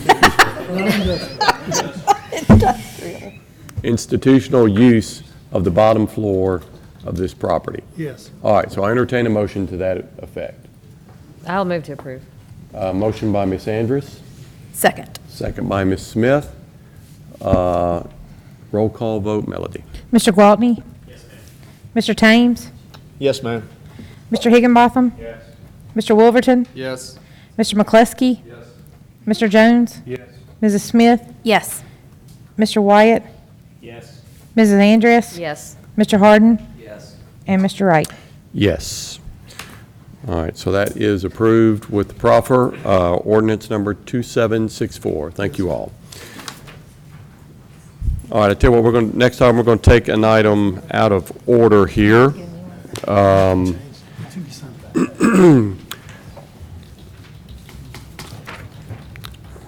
Over to other new business, Melody. We're going to take item 081119, which is a request to authorize the mayor to execute a contingency agreement with Riley and Jackson PC for opioid litigation. And Mike or Alex, I don't know if any of you all would like to just briefly speak to this. Either way. Can we start? Whatever. All right, Okay. thank you, Alex. As most people probably know, there is a good bit of opioid litigation going on out there in various courts. And a number of cities and municipalities around the state and around the country, for that matter, have joined that litigation. I would recommend that we join the litigation as well. We have received a number of proposals for various law firms. Riley and Jackson is a Homewood firm with made up of Homewood attorneys, and has offered us a contract that had the lowest contingency fee rate And it would be my recommendation that we retain them and let them enter. I should mention, they also represent Mountain Brook and a number of other, they're already in the litigation representing a number of municipalities.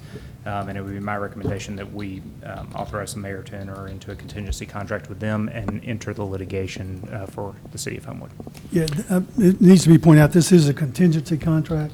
The city will pay nothing if we don't recover, and they'll share in a percentage of 20% if we do recover. It's a good contract, one I recommend also. It's been distributed to you. It was attached to a resolution. It's simply, this resolution authorizes the mayor to sign the contingency contract. All right. Anything else? Thank you, Mike. Any further questions, discussion on this? All right, Alex, I'm sorry, Mr. Wolverton? Can you just elaborate a little bit? I guess I'm under a rock on the litigation components. I'm not really super familiar. There are a number of lawsuits, some in various courts, but mostly in something called the multi-district litigation, which is where federal courts take cases from all over the country in different jurisdictions and put them together in one jurisdiction. And bankruptcy court. And bankruptcy court. So there are a number of lawsuits out there by states, by counties, by cities against manufacturers of opioids, and that we would just be joining that crowd. I understand better. Thank you. All right, with that, any further questions? I'll entertain Alex's motion for approval. I'll entertain a second. Second. Second by Mr. McCluskey. Any further questions or discussion? All in favor?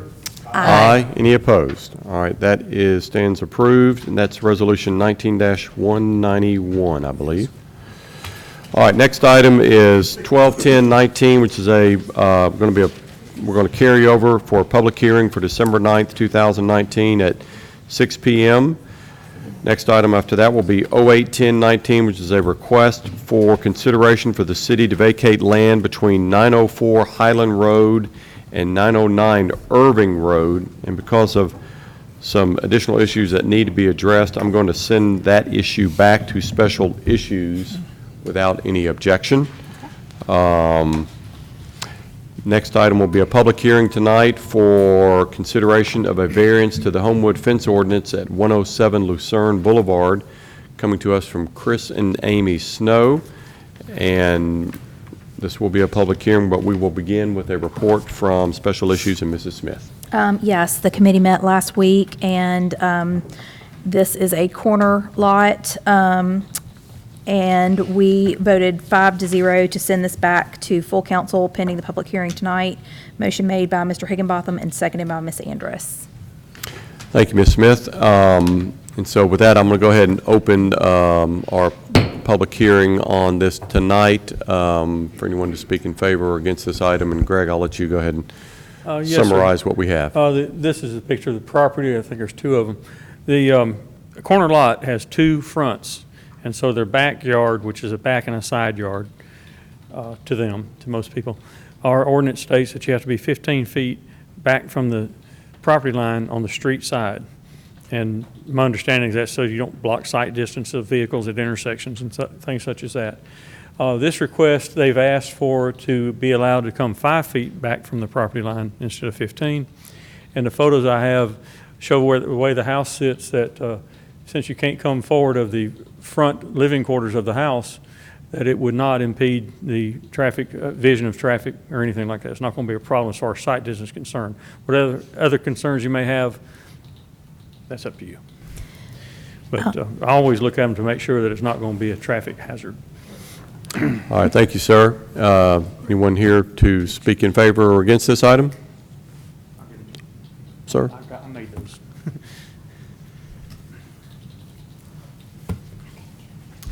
Thanks. My name is Chris Snow. I'm the owner of the property. So first and foremost, I guess, when we started looking at the fence, we're new to Homewood, so thrilled to be here. I got two kids. I got a son in Homewood Middle, and then my daughter's in 5th grade. When we started looking at we just bought the house a couple of months ago, and we also have a dog, so we wanted to put a fence in. Our backyard's a little awkward. So if we came 15 feet off the sidewalk, I guess, we kind of split the yard. But I walked out, when I initially laid out the fence, 5 foot off the sidewalk. I walked to the corners, and then I'll only have one neighbor next to me. Where we're situated, we're on the corner of Riviera and Lucerne. Riviera runs into Lakeshore. So there's one house between our house and Lakeshore. She sits on the corner there, and she has a driveway, but it's a long, straight road, so there's no, in fact, there's kind of some trees that would block her view before she sees the fence. So first and foremost, we wanted to be, a good neighbor, and we actually don't have any neighbors across the street that, from the fence, that could actually see the fence. So the request for the variance was just to give us a workable yard for the kids to get out and enjoy. I want to be respectful of time, so. Because you don't have a fence elsewhere? I mean, a No. yard elsewhere? No. Or a fence? Okay. All right. Thank you, sir. Any questions of Mr. Snow while he's up here? And Greg, I assume the reason, and he may have just said this, the reason that he's asked for the 5 feet instead of the 15 feet is because if he went 15 feet, that would be basically right down the middle of the side yard, pretty much. Because there's not a lot. Okay. Yeah, like a small. Split the yard. All right, thanks, sir. Anyone else wish to speak in favor or against this item? Seeing no one, I'll close the public hearing. And council, comments or questions or discussion? Seeing none, I'll entertain a motion for consideration of this item. Motion for approval by Mr. Gwaltney, a second by Mr. McCluskey. All in favor? Aye. Any opposed? And that stands approved. Resolution 19-192, I believe it is. Thank you, sir. Next item, 30. A quick question? Sure, please. I just noticed this when we were talking about the litigation for the opioid contract. Item number 051119 that we moved up from other new business to the committee referral agenda is the exact same as 0711. Okay, got that? Okay, cool. All right, next item is 341019, public hearing tonight for consideration of a variance to the sign ordinance at 2614 18th Street South. Oh, I'm sorry, I wrote down my wrong. Thank you, sir. Let's go to 331019, which is a public hearing tonight for consideration of a variance to the Homewood fence ordinance to allow a front yard fence at 832 Acton Avenue, coming from Peyton Joyner and Mr. Pugh and Mr. Cobb. And we'll begin with a report on this issue from Special Issues. Ms. Smith. Mr. Chairman, the gentleman withdrew his request. Oh, withdrew the All request? right, move to drop. All right. Don't need to worry about the public hearing, do I, Mr. Kendrick? Well, you need to open it. All right, close it. all right, let's see how fast this can go. No report from Special Issues. Open public hearing, close public hearing, entertain a motion to drop. Move to drop. By Mrs. Smith, second by Mr. Higginbotham. All in favor? Aye. Item is dropped. Thank you. We needed that.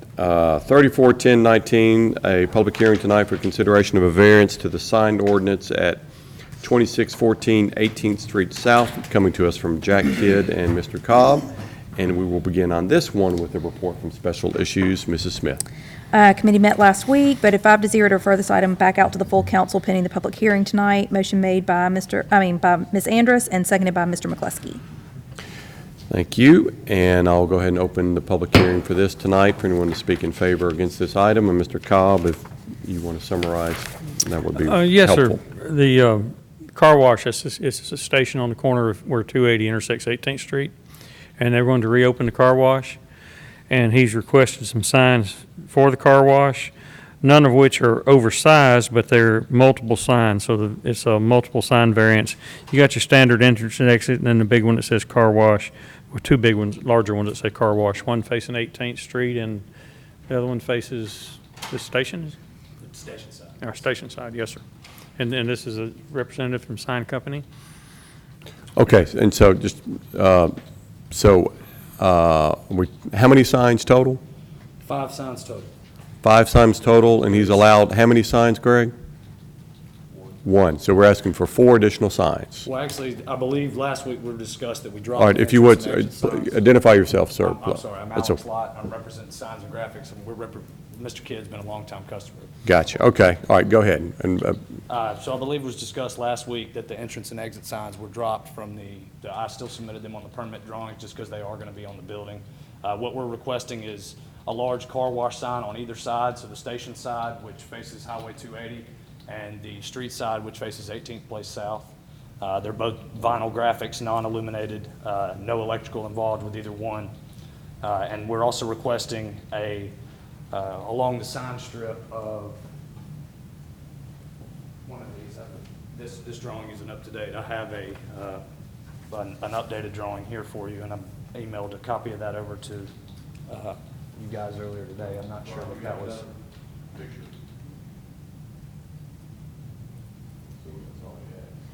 Those are the ones I had. What'd you send? You sent them me today? Yes, sir. I have some additional, some up to date. Last week when we met, the meeting on Monday night last week, I did not have the current logo that Mr. Kidd was intending to use for the car wash.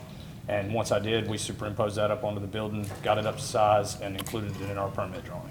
okay, and do you have a picture of that logo? Because I I'm do. sure people are going to want to see it.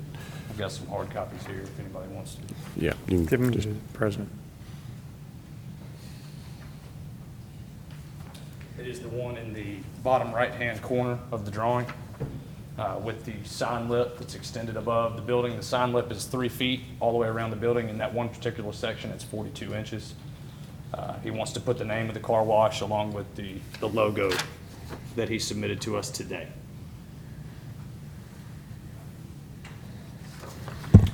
So entrance and exit aren't included because they're directional, and that leaves.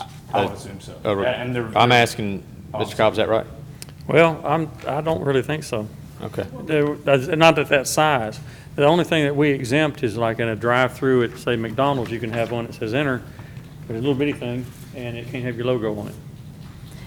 And I thought I think that was the request from somebody on the committee, and I don't remember who, but it seems like somebody asked if the entrance and exit signs could be on the smaller signs at the ground, right, rather than on the building. And I Typically, they're think, about 4 square feet in low. like right, this at yes, McDonald's. and they just say enter, exit, instead of, yeah. I think that was. That's what we have at most of our drive-through restaurants. Right, because I think that was the request, maybe from Ms. Andrus. Everything that we've outlined here in these drawings was simply indicated by Mr. Kidd that this is what he wants, so I'm here on his behalf trying to get a variance for him. okay.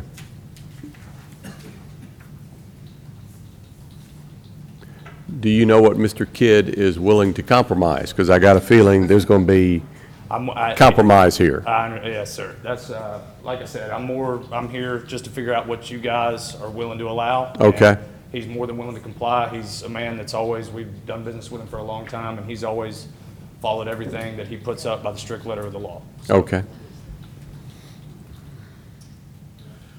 Yes, Mr. Jones? Mr. Cobb, did you look at the current signs within their property? Oh, the current signs he's got? Yeah, like there's He's like got a big pylon sign that predates some of the changes we've made to the ordinances since then. We don't allow the pole signs anymore, but he's not, all he's ever done is change plastic in them, which is allowed in sign maintenance. So he's not violated anything over there, other than what he had. But weren't there some prior to our, like a cowboy or something added? What was? Issues with cowboys being strapped to the fence, but I think Mr. Cook has taken care of those. Okay, well, that's good. It's good to know. at least he's not a giant rooster over here. Yes. Correct. There was Okay, some I just want to pre-existing vinyl. make sure we had looked at all the current signs and make sure that we're within the ordinance for the current signs. That's all I was asking. I'll go out there and double check, and if it's wrong, we'll fix it. Okay. And the Jackrabbit logo sign is actually going to face the station itself and as proposed. And the the portion facing 18th Street is just the big white car wash. Yes, sir. Mr. Wyatt? Yeah, and I apologize, I wasn't at the hearing, I had something else, but I just want to make sure, the 18th Street side, is that actually facing 18th Street, or is it facing back up towards the new hotel?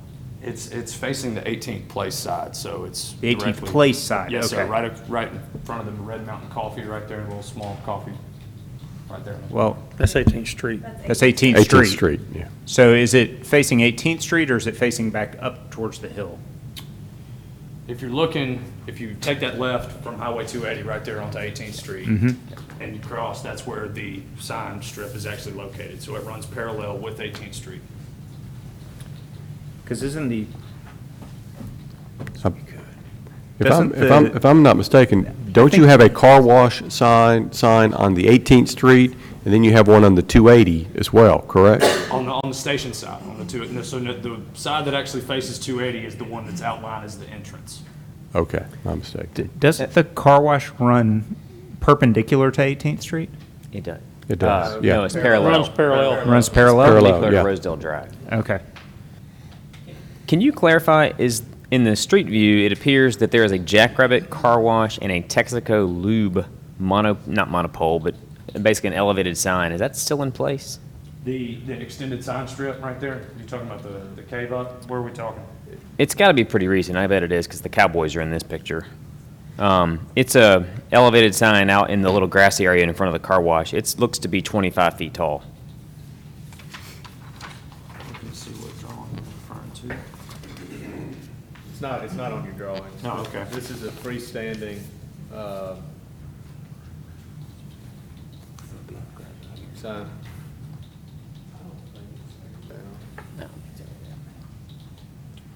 Like Mr. Cobb said, there is a pre-existing pylon that was there. Well, this is secondary to that. Oh, okay. There's the BP pylon, or whatever the station is now, and there's also this Jackrabbit car wash soft cloth.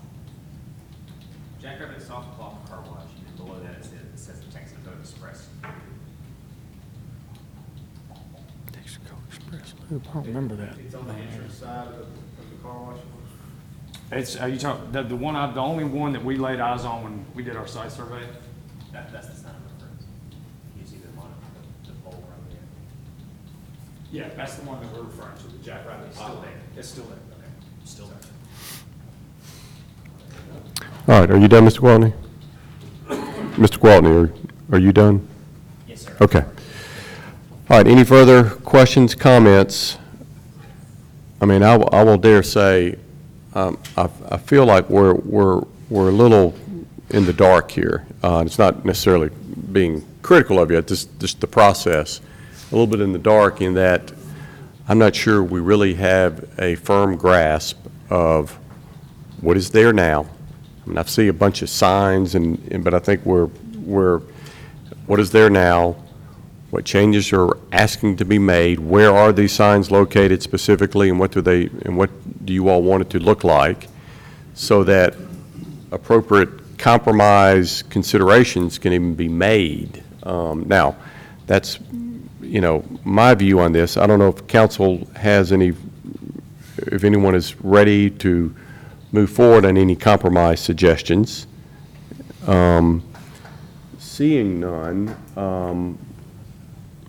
What I would probably recommend without objection here is to carry over this public hearing so that maybe we can get some more clarity on the existing signs, exactly where the signs are that you want so that we can see it. I know you did submit something that we don't quite have, but I think we need to, so we can have a firm understanding, and perhaps then we can figure out, because I do think there's going to be some compromise here. I can tell by the consensus if anything is approved, but it's going to be at a minimum compromise, and so that those decisions can be made. Can you do that so that we can come back our next meeting, Yeah, which will be, when is our next meeting? 11/18. It will be 11/18, November 18, and I don't know if the council feels differently on that. Mr. Gwaltney, do you have a comment on that? I would like to encourage you to consider a proffer of removal of the monopole sign. Well, it's not a monopole. The pylon. The pylon, thank you. All right, and that could be a, I'll suggest that to Mr. and that could Like be I a said, I'm consideration to strictly Mr. on Kidd, his behalf. and so that we can come forth with that. And I will tell you, probably in doing this with Mr. Kidd,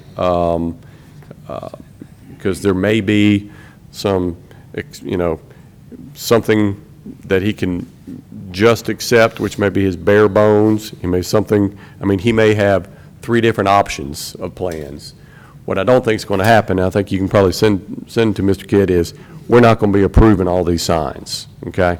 Particularly in that area, particularly with a hotel development going up in an area with serious redevelopment going on for beautification purposes and an entrance to our city, that's going to be an issue. And he may want to reconsider his proposal. But when we come back November 18th, you can talk to him, and maybe there can be some alternative proposals and some limitations on what he can live with. And we'll go, Mr. Wolverton? Yes, sir. I just, and others might feel differently, but I feel like it might be beneficial if he's able to make that meeting as well. He's a very elderly gentleman, and he does not get around very well. That's why Gotcha. I'm- Okay, I did not know that. Okay. All right, so with that, we'll carry over. Mike, would that be the appropriate thing to do, to carry over the public hearing? Yes, sir, you can do that. All right. Refer back to the committee also. Can I carry it over and refer it back to committee? Yes, sir. Okay, all right. Why don't we do that? Why don't we send this back to committee, which will actually be a different day? No, it's the same day.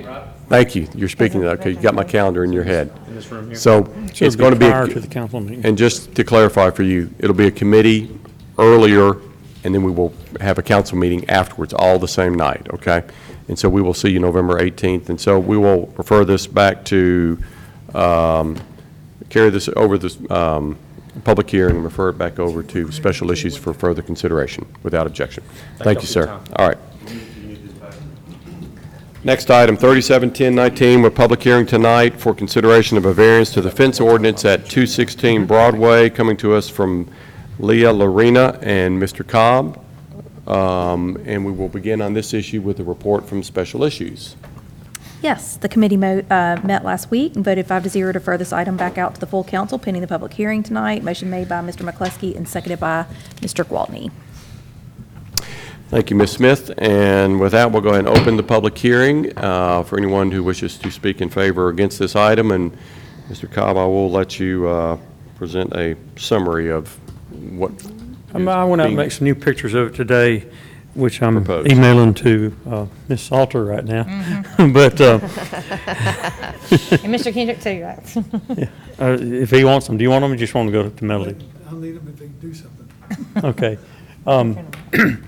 My understanding of this request is that they want to take, they've got an existing fence that runs right behind the sidewalk there by the school, Edgewood School, and they'd like to take it down and replace it in the same place, rather than 15 feet off would hit their house. Their house is pretty close to the side of the road right there. And there's our photos. There's a little bitty one in the front, which I don't understand. It's a little short fence. I don't quite get that. But my understanding is the request is for the fence that starts at the beginning of the house and goes rearward. So that should be the next photo. If they could both made it to him. Next photo, Brian? Oh. I sent him a lot of photos today. I mean, Greg, Yes. while we're waiting for the other image, and so this variance is specifically because the fence will be so close to the sidewalk. It won't meet the setback. The same as that other one on Lucerne, you have to have 15 feet back from the property line. There's not 15 feet. No, you'd be in the house. Inside the house, yeah, right. So, Well, that shows the back of the fence going all the way back. It doesn't show it very well, but it's a chain link fence that runs from the front of the house down around to the back of the property and across the back. and we need to address this strange, small, whatever that is. Because I noticed that today when I was out walking, because there's no reason for that to be there. Yes, it needs to go. Yes. Okay. Yeah, because that's going to stop a kindergartner. Well, I would imagine you would have a problem with children walking across your landscaping. 1 foot, whatever that is. Well, I I don't got a know. row of hedges there, too. There was a row of hedges there before, it was very large there, gone. Well, But I can't tell if there was a fence inside. well, the question is do they have permission to do that? The fence, the Well, little short one? No, sir. Yeah, okay. Well, that's the question. I mean, Are they asking for the little bitty fence and a new fence No, in the back, or just the No, it's the rear? backyard no, fence. just the back one. That's the back's what The- they're asking The for. little one's another issue we'll have to address later. And so we just have the back one. All right. All right, I got Mr. Wyatt and then Mr. Wolverton. So when I was by this house, so the back now has a 2-entrance driveway? I didn't go around the house. One on the alley and one on the street? Are they planning on having gates and using both of those? Do we know that? I don't know. Okay. Mr. Wolverton? I guess I'm just trying to clarify. So are they just replacing a chain link fence with another chain link fence, or were they going to do a privacy fence? I've not had much conversation with this thing. My understanding was they were going to put a wooden fence back. A wooden fence. Okay, so they're wanting to trade They chain want- link for wood. Right. But once they take it down, when it came to me, I said, once you take it down, it doesn't go back till it goes to council. Correct. Okay. All right. Yes, Mr. Wolverton, Mr. Higginbotham. Mr. Cobb, and I may be mistaken, so my colleagues can correct me if I'm wrong, I don't believe these people were at our committee meeting. No. And they're not here tonight. So I'm having a difficult time understanding, is there a specific reason they didn't attend our committee meeting? I have no idea. I called and left them a message. Because it makes it more difficult to ask questions when, Right. obviously you don't know the answers to all the questions that have Right. to do with their intent because it's their intent, not yours, so. Mr. McCluskey first. Mr. Well, Wyatt. no, I would think based off the fact that we're really not sure of what's going on here at all, I say we send it back to committee. Okay. And they need to come. All right, Or so choose without not to, objection, and- without objection, we're going to send this one on back to special issues for more joy and Are you going excitement. to close the public hearing, or you going to close the public hearing and send it back? or No, what? I'm just going to, we'll continue the public hearing, we'll carry it over, just like we did in the Okay. previous one. All right. Next item, 291019, request for consideration to utilize a portion of the remaining bond proceeds for Green Springs revitalization. This is coming to us from Councilor Barry Smith and Berkeley Squires, our Public Safety Director, and we begin on this issue with a report from Finance. Mr. Jones. Yes, sir, Mr. President. I want to first thank Mrs. Smith for chairing my meeting on the 28th of October, so thank you for that, Mrs. Smith. The committee met, and after hearing a presentation from Clark Bailey with Kimley Horn, voted 4-0 to recommend approving contract from the bond proceeds at a cost of $2.25 million. 4-0 is a recommendation out of finance. All right, so it was a 4-0 out of finance. I will entertain that as a motion for approval. I'll entertain a second. Second. Second by Mrs. Smith. Any questions or further discussion on this item? Seeing none, all in favor? Aye. Any opposed? All right, that item stands approved, and that is, I think, 19-193, Mike? Yes, sir. Okay. Next item is 301019, request to authorize the mayor to sign CAD or CAD upgrade documents with Tyler Technologies, coming to us from Lieutenant Brandon Broadhead, and with our E911 system, and Chief Bresnan. And we'll begin with this issue with a report from Finance. Mr. Jones. Yes, sir, Mr. President. The committee met, voted 4-0 to recommend approval of the funding, which is budgeted in the E911 budget, $101,610. 4-0 out of finance. Thank you, Mr. Jones. And with that, I will entertain that as a motion for approval. Entertain a second. Second by Mr. Thames. Any discussion? All in favor? Aye. Any opposed? And that will be Resolution 19-194. Next, we have 311019, request to authorize expenditures for paint for the Shades Cahaba Tunnel mural. coming to us from Councilor Jennifer Andrus, and we will begin with the report from Finance on this as well. Mr. Jones? Yes, sir, Mr. President. The committee met and voted 4-0 to recommend approval of funding $843 from small infrastructure for this expenditure. Thank you, Mr. Jones. I'll entertain that as a motion for approval and accept a second. Second by Mr. Thames. Any further questions or discussion? I don't think you need a second for a motion coming out of committee. Yeah, it was my fault. I put the second on there. I started to tell you that that the report from, but I was just gonna let it go this time. So Ms. Salter led you astray. We're but just that's okay. doing it for fun, people. I mean, I was just gonna, I made a note of myself for next time to make sure I don't put the second on there. Sorry about that, President Wright. absolutely no more seconds. We will entertain that as a motion and a second for approval. All in favor? Aye. Any opposed? And that will be Resolution 19-195. I just thought if Mr. Jones would let it go this time, that Well, I was yeah. just gonna put it on the thing to please, next All time right. that the motion. I'm happy. We have too many people drinking Walter Jones Kool-Aid, okay? I mean, stop drinking this stuff. Trying to get okay? Mr. Harden on the right track here. Thank you. It was Next my item, fault, I'm sorry. 361019, request to release lien on the following property at 2708 17th Street South. Coming to us from Melody Salter, our city clerk, and Robert Burgett, our finance director, and we will begin with this item with a report from finance as well. Mr. Jones? Yes, sir, Mr. President, and you're doing a fantastic job. The committee met and voted 4-0 to recommend releasing the lien at 2708 17th Street South and carrying the rest of the items over for further research.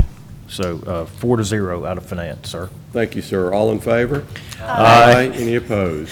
All right, so that lien will be released, and that'll be under Resolution 19-196. Next item, 180819, request for consideration to address traffic and speeding issues on Lancaster. And we will begin with this issue with a report from Public Safety. Mr. McCluskey. Yes, thank you, Mr. President. The committee met, and after hearing from Captain Sutton and other residents, voted 4-0 to recommend changing the signs to say strictly enforced and to adding a second flashing speeding sign and dropping the speed limit to 20 miles per hour eastbound and westbound with placement of those two permanent signs. The motion was made by Councilor Andrus, seconded by Councilor Thames. All right, thank you, sir. And I believe this is going to be an ordinance, so we'll have a first reading. Mr. Kendrick? Yes, it's an ordinance to further regulate traffic in the city of Homewood.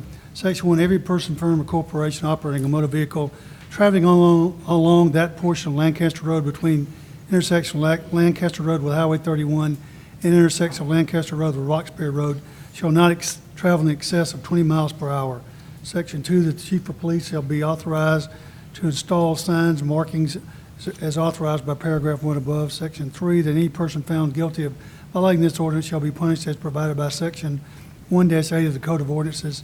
Section 4, if any part of provision of the ordinance declared to be unconstitutional, all other parts or provisions of the ordinance remain in full force and effect. Thank you, Mr. Kendrick. And I'll entertain a motion for unanimous consent.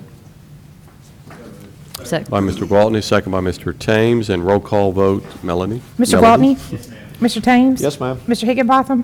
Mr. Wolverton? Mr. McCluskey? Yes. I didn't know he was out, okay. Mr. Jones? Here, yes. Mrs. Smith? Yes. Mr. Wyatt? Yes. Mrs. Andrus? Yes. Mr. Harden? Yes. And Mr. Wright? Yes. All right, so we have unanimous consent. Now I'll entertain a motion for approval. So moved. I'm sorry.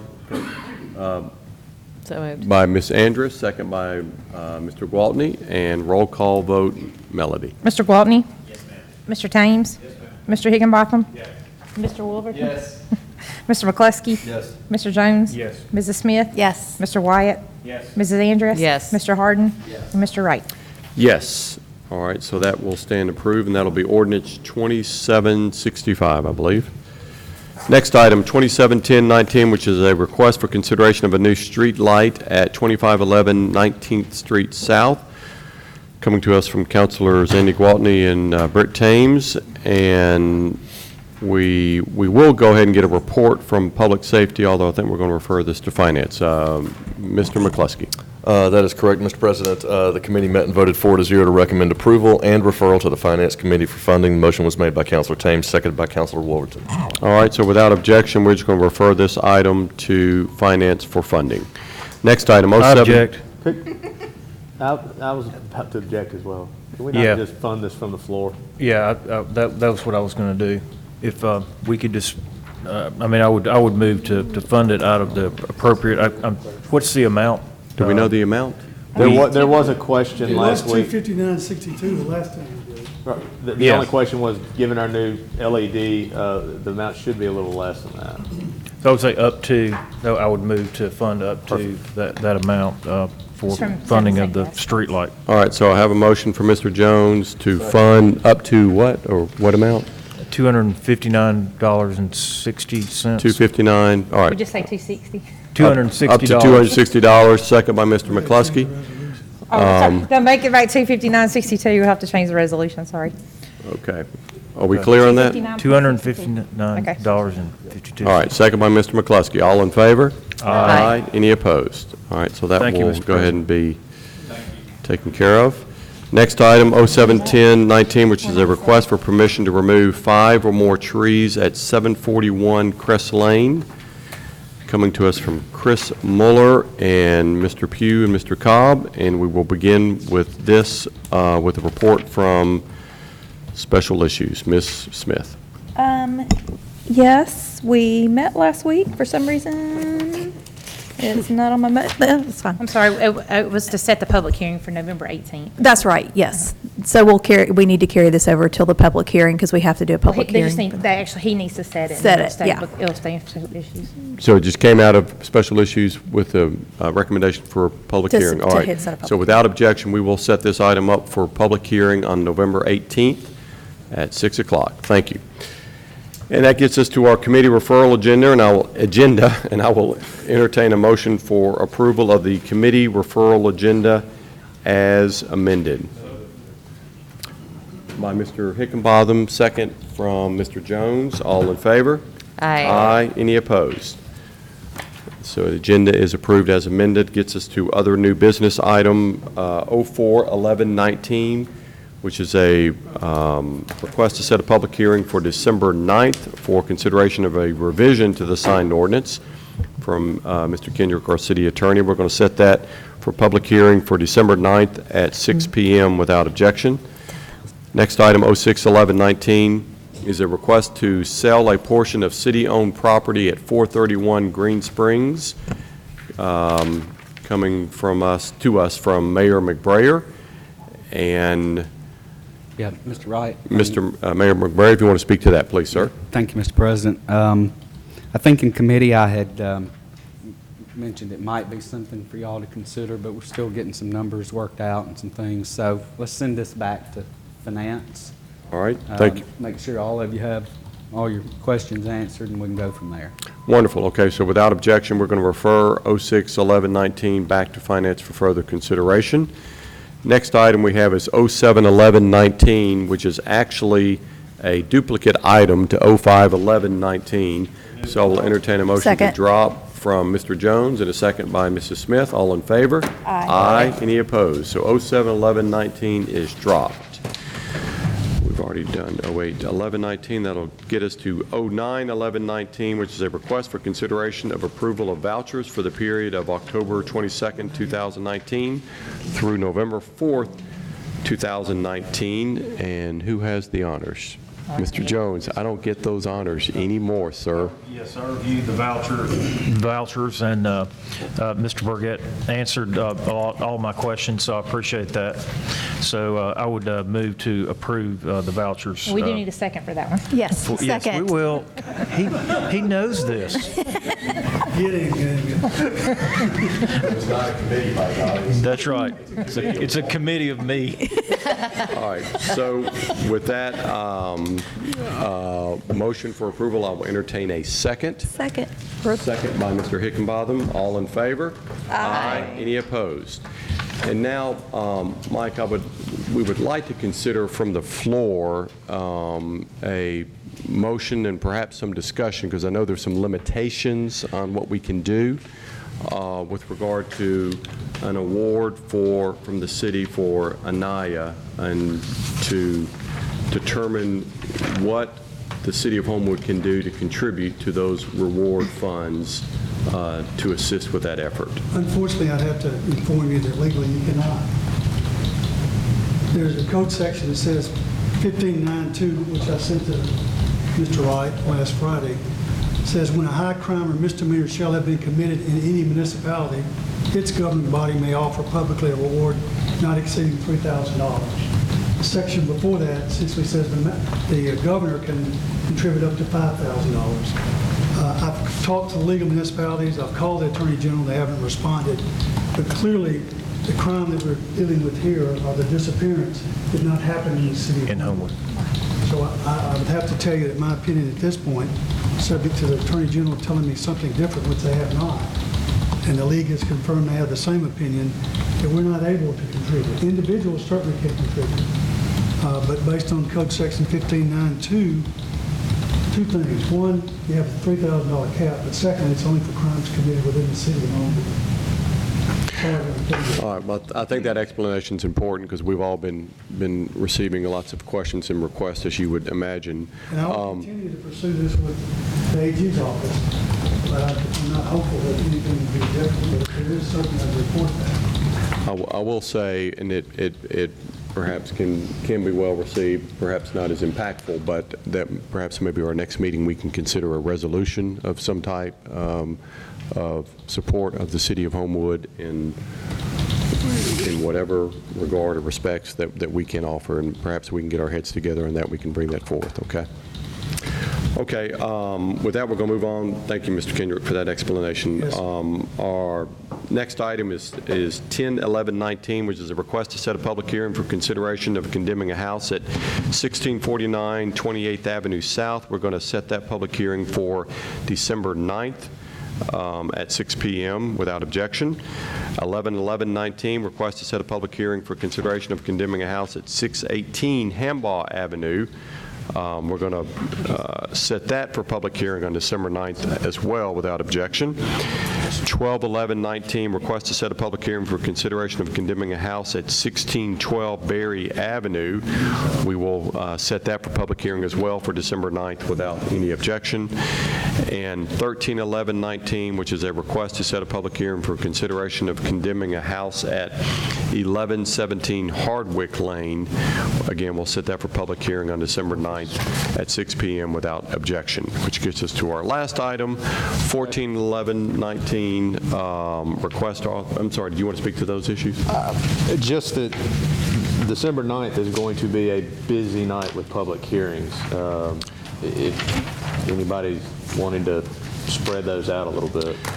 Well, I don't know if we have a whole lot of choice. It was either going to be the 9th or the 16th, unless y'all moving into January. I think they were concerned about the 16th being. I think with a lot of those public hearings being some of the condemning house, those typically do go faster. I mean, I know those are famous last words as we get bogged down in three of them, I'm sure. But there's not really a good. You control the length of those public hearings.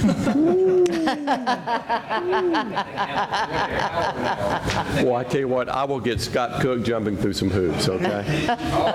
All right, so if anything, everybody, please make sure we have a quorum for our December 9th meeting, with that in mind. And gosh, I hope I can make it, Alex. So He's already threatened that one time, Councilor Wyatt. okay, 14-11-19, last item, request to authorize the mayor to sign a business associate agreement with American Fidelity to administer the employee insurance benefits for the city of Homewood. This is coming to us from Robert Burgett, our finance director. And now let me see, somebody probably needs to give us a thumbnail sketch of this. In order for us to turn over to the insurance agents protected information involving census of employees, important information they have, we have to have the business associated with them to be able to disclose to them certain personal information identifying employees, which they need in order to write coverage. Gotcha. for the employee. Okay, so this is what we need It's a basically for standard the, provision Okay. we will enter into with all insurance agents, essentially to allow them to have otherwise confidential personal information. gotcha.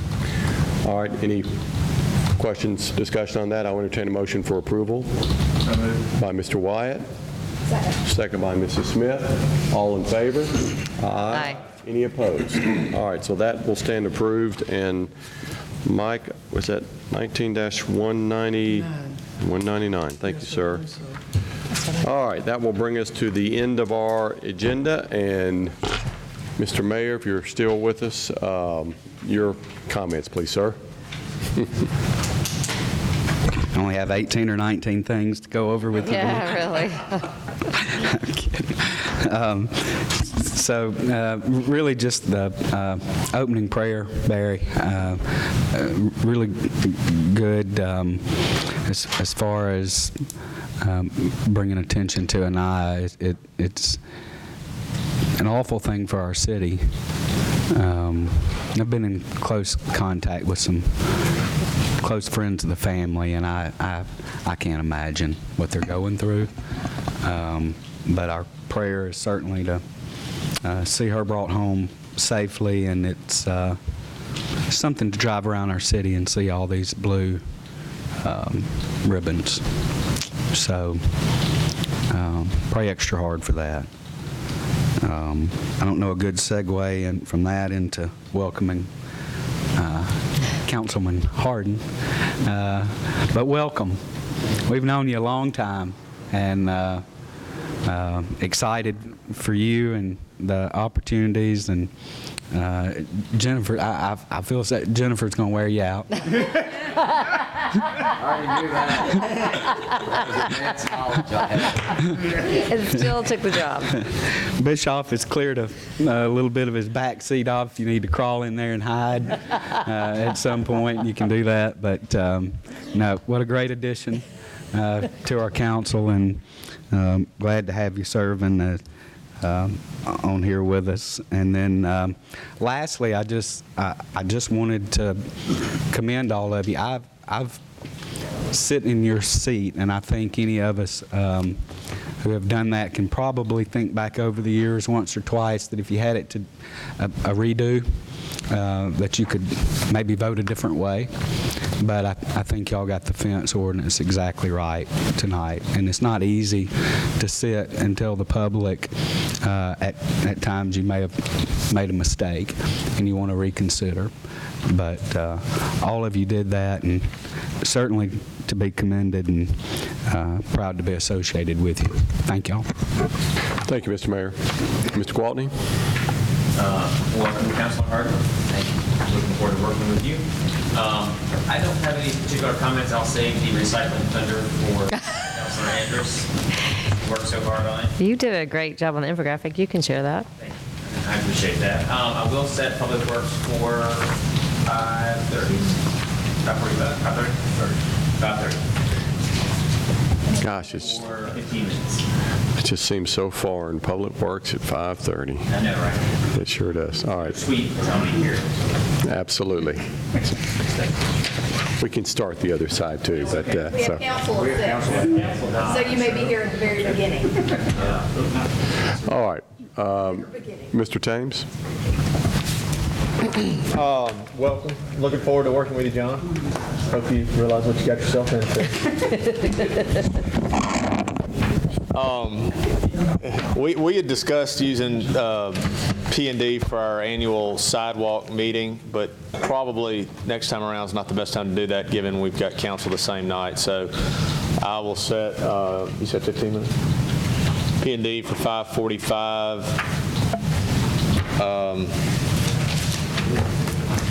We may should go, we've got those condemnations on there. I may need to go early. If you want to, we could, we set the public hearing for 12/9. You could actually take care of those on the December 2nd meeting if you wanted to. Carry a lot of those You could carry them over to December 2nd if you wanted to. Barry, Patrick or Barry, do y'all have anything pressing? I'm not going to have to sit on this. Okay. I do. I have a bunch, I just got to sit back. Oh, yeah.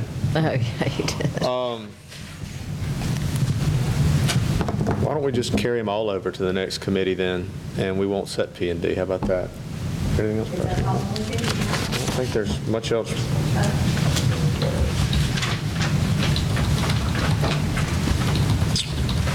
Yep. Is that all you had? Okay. That's the only thing pressing, so let's just do that, and that way we'll avoid having to set it all together. So you're not going to set it for, we'll wait till the 2nd of December? Yes, ma'am. All right, thanks, sir. All right, no P&D. Mr. Higginbotham. Thank you, Mr. Chairman. Echo everyone else and welcome our new colleague. Look forward to working with you in coming weeks. Only item I wanted to mention was just to remind people that we are going to have an evening West Homewood Farmers Market on Tuesday, November 12th from 5 to 8. I want everybody to come out and support the market. 6 food trucks, I think, and 30 vendors have already been lined up, so it should be a fun evening. And I haven't looked ahead to see what the weather's supposed to do, but I'm hoping we'll get a little autumn chill in the air, so it'll be fun to be outdoors and strolling around. So invite all of you to come over to West Homewood and have a good time. Thanks. Thank you, sir. Mr. Wolverton.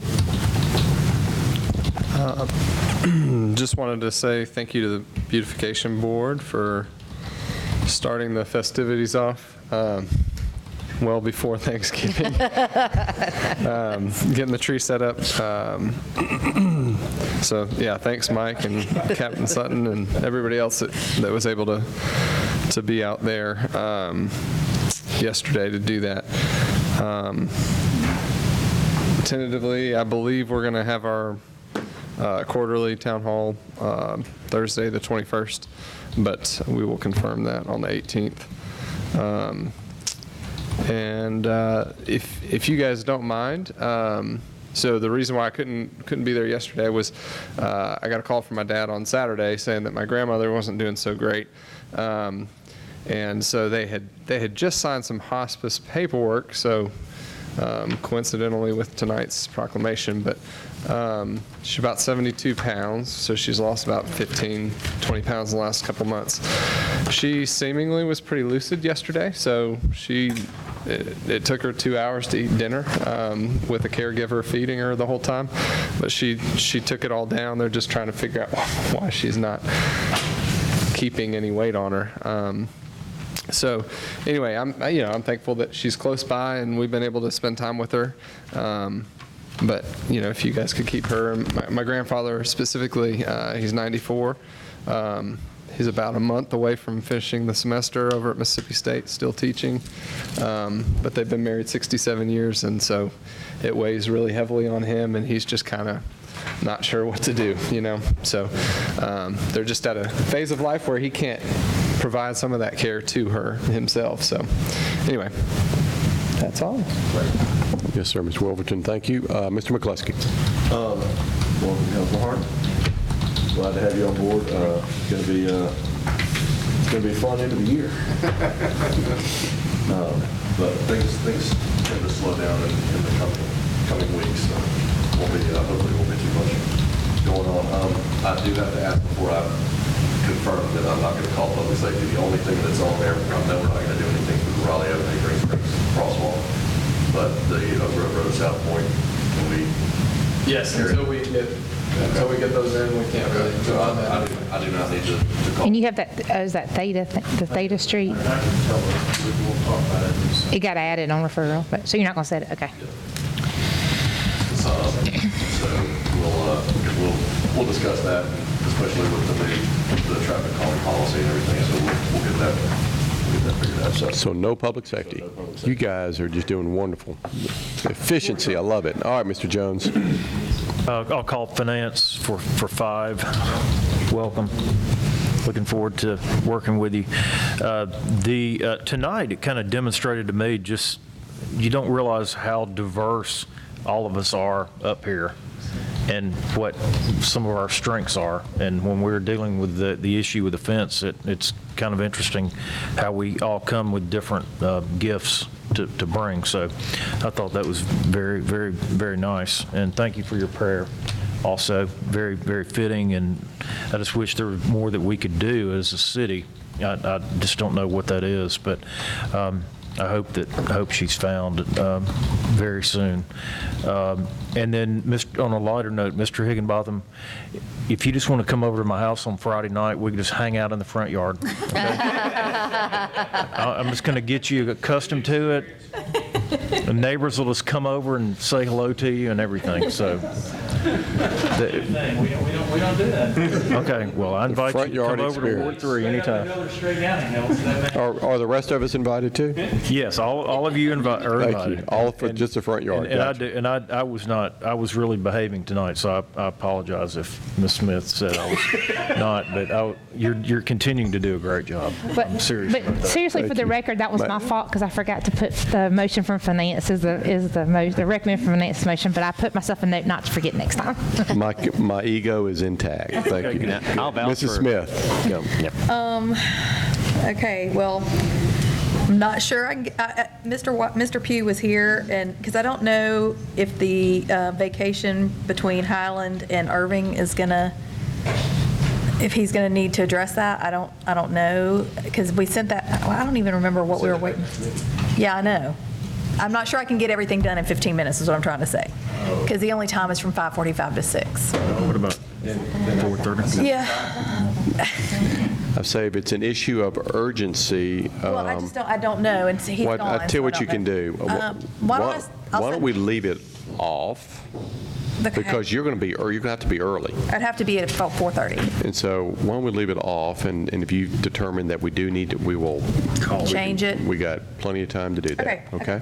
Yeah, that's right, because we have till the 18th. Okay. So you're not going to set it? No, I'll set it for 5:45, and then if we find out that we need more time, we may switch it to 4:30. There you go.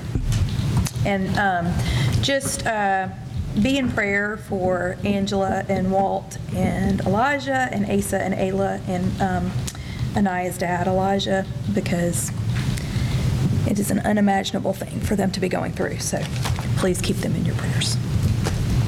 Thank you, Ms. Smith. All right, Mr. Wyatt. I want to welcome Mr. Harden. Don't get used to these short meetings. Most of them are much longer than this. So just, be prepared. Secondly, the Chamber's Holiday Open House is the 7th, which is Thursday? Thursday from 5 to 8. So please consider being there. And then lastly, I would like to congratulate the high school's inaugural mock trial team that competed this weekend in Montgomery and got second place. None of them had ever done this before, one of which was my son. But none of them had ever done it before. I did see them do one trial, and I was incredibly impressed with them. Please don't send those young people to law school. I'm hoping they come to their senses between now and the end of college, but I will tell you, they even got witnesses turned around on the stand admitting things they weren't supposed to admit. So I was really impressed with them, most of these teams that they were competing against have done this for years. So for them to go out and do it the first time out, never done it before, and get second place was really impressive. So start of better things to come for the high school. Wonderful. Thank you, Mr. Wyatt. Ms. Andrus. We brought John on board because we did not have enough high school juniors. We only had 4 juniors among the 11 of us, so we needed a 5th junior. Exactly. So that's why John's with us tonight. But I'm really glad you're here. And John also told me that he was worried because we live on the same street and that we would just have our section of Hollywood covered. And I said, no, we've got plenty of diversity because I'm a Longhorn and you're an Aggie. So we've got both the Longhorns and the Aggies covered. So welcome, Counselor Harden. Okay, thank you to the Beautification Board for putting trees up in West Homewood and in Edgewood today. So we are about to be fully celebratory in the city of Homewood, and downtown will go up this week. It's up, but we need to finish decorating it. No, it was not my time. My time would be December. Like, I'm not a Thanksgiving. I'm a Thanksgiving girl.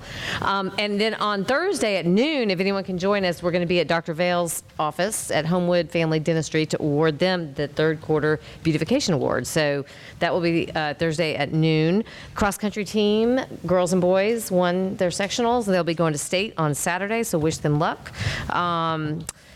Recycling, our first tip is don't bag your recycling. Don't put your recycling in bags. The shredded paper.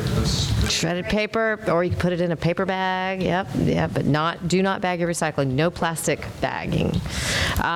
So follow our Facebook page, the Intercity Recycling Challenge, and thank you, Mr. Baltney, for all of the graphics that he's been doing, which is great. I've been bugging the daylights out of him over that. I appreciate that, Andy.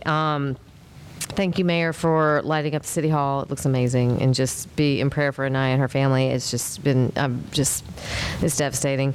And that's it. That's all I got. That's it? That's it. Thank you. Mr. Harden, welcome, and please bestow some lovely words of wisdom upon us. Well, first and foremost, I'm humbled like you guys choose me. You really did have other folks. And, as I said, I was excited that 4 people decided to look into this job. And if no one did, it would have been kind of a hard conversation. Hey, nobody put in an application. But I'm grateful to be here. I will tell you that, I have a friend that lives over on the other, off of Ferry Road. He talked about that woman on the city council. Man, she's unbelievable. Jennifer. And, but we are doing recycling different in my house, thanks to Jennifer, the recycling program. Well, I never knew we could use those darn plastic bags, but we put all our recycling in. So we're no longer leaving the bags in the thing. And my wife let me know that 30-something% of the recycling is not, we pay for it. And we're trying to drop that number. I've learned all about this here lately. So our family is now into the recycling pool. So, but I am grateful to be here and thank you. I have no idea what I voted on half tonight. That's okay. We'll get sued, I'll just be there right with you. You just link yourself to Jennifer, okay? You'll be fine. So, well, welcome, Mr. Harden. It's a pleasure to have you. And not only recycling, invariably, it's a sad statement how much you're going to learn about stuff we don't know. But welcome. Just a couple things, just to echo the very deep and sincere, thoughts and prayers to Anaya's family that I know we have all been, really following and really grasping on to the reports and the information and the awards and rewards and what can be done. And maybe we can think about a resolution of some sort so that we can at least make a statement and can let that family know that the City of Homewood is behind them, 100% in all respects of anything we can legally do. If we can't contribute money, as I know we would all like to do. So I know we'll keep that family in our thoughts and prayers. Lastly, I kind of wanted to comment. A couple of you commented about the fence discussion, and it really is. I was sitting up here, and number one, let's talk about both sides of it just briefly. We're not going to keep you here, but 20 or 30 people show up to talk about this for someone, and that doesn't happen in all communities. And we are talking about a fence around a yard, and I'm not trying to make it bigger or smaller than it is, but it is a fence, and it shows, number one, how much they cared about it and how much they were willing to participate in the process to deal with it. And secondly, for this council, which I tried to explain, we take our ordinances seriously, and it's a good thing we do. We don't do everything perfectly all the time, never have, never will, but by golly, we work hard and we do our best, and I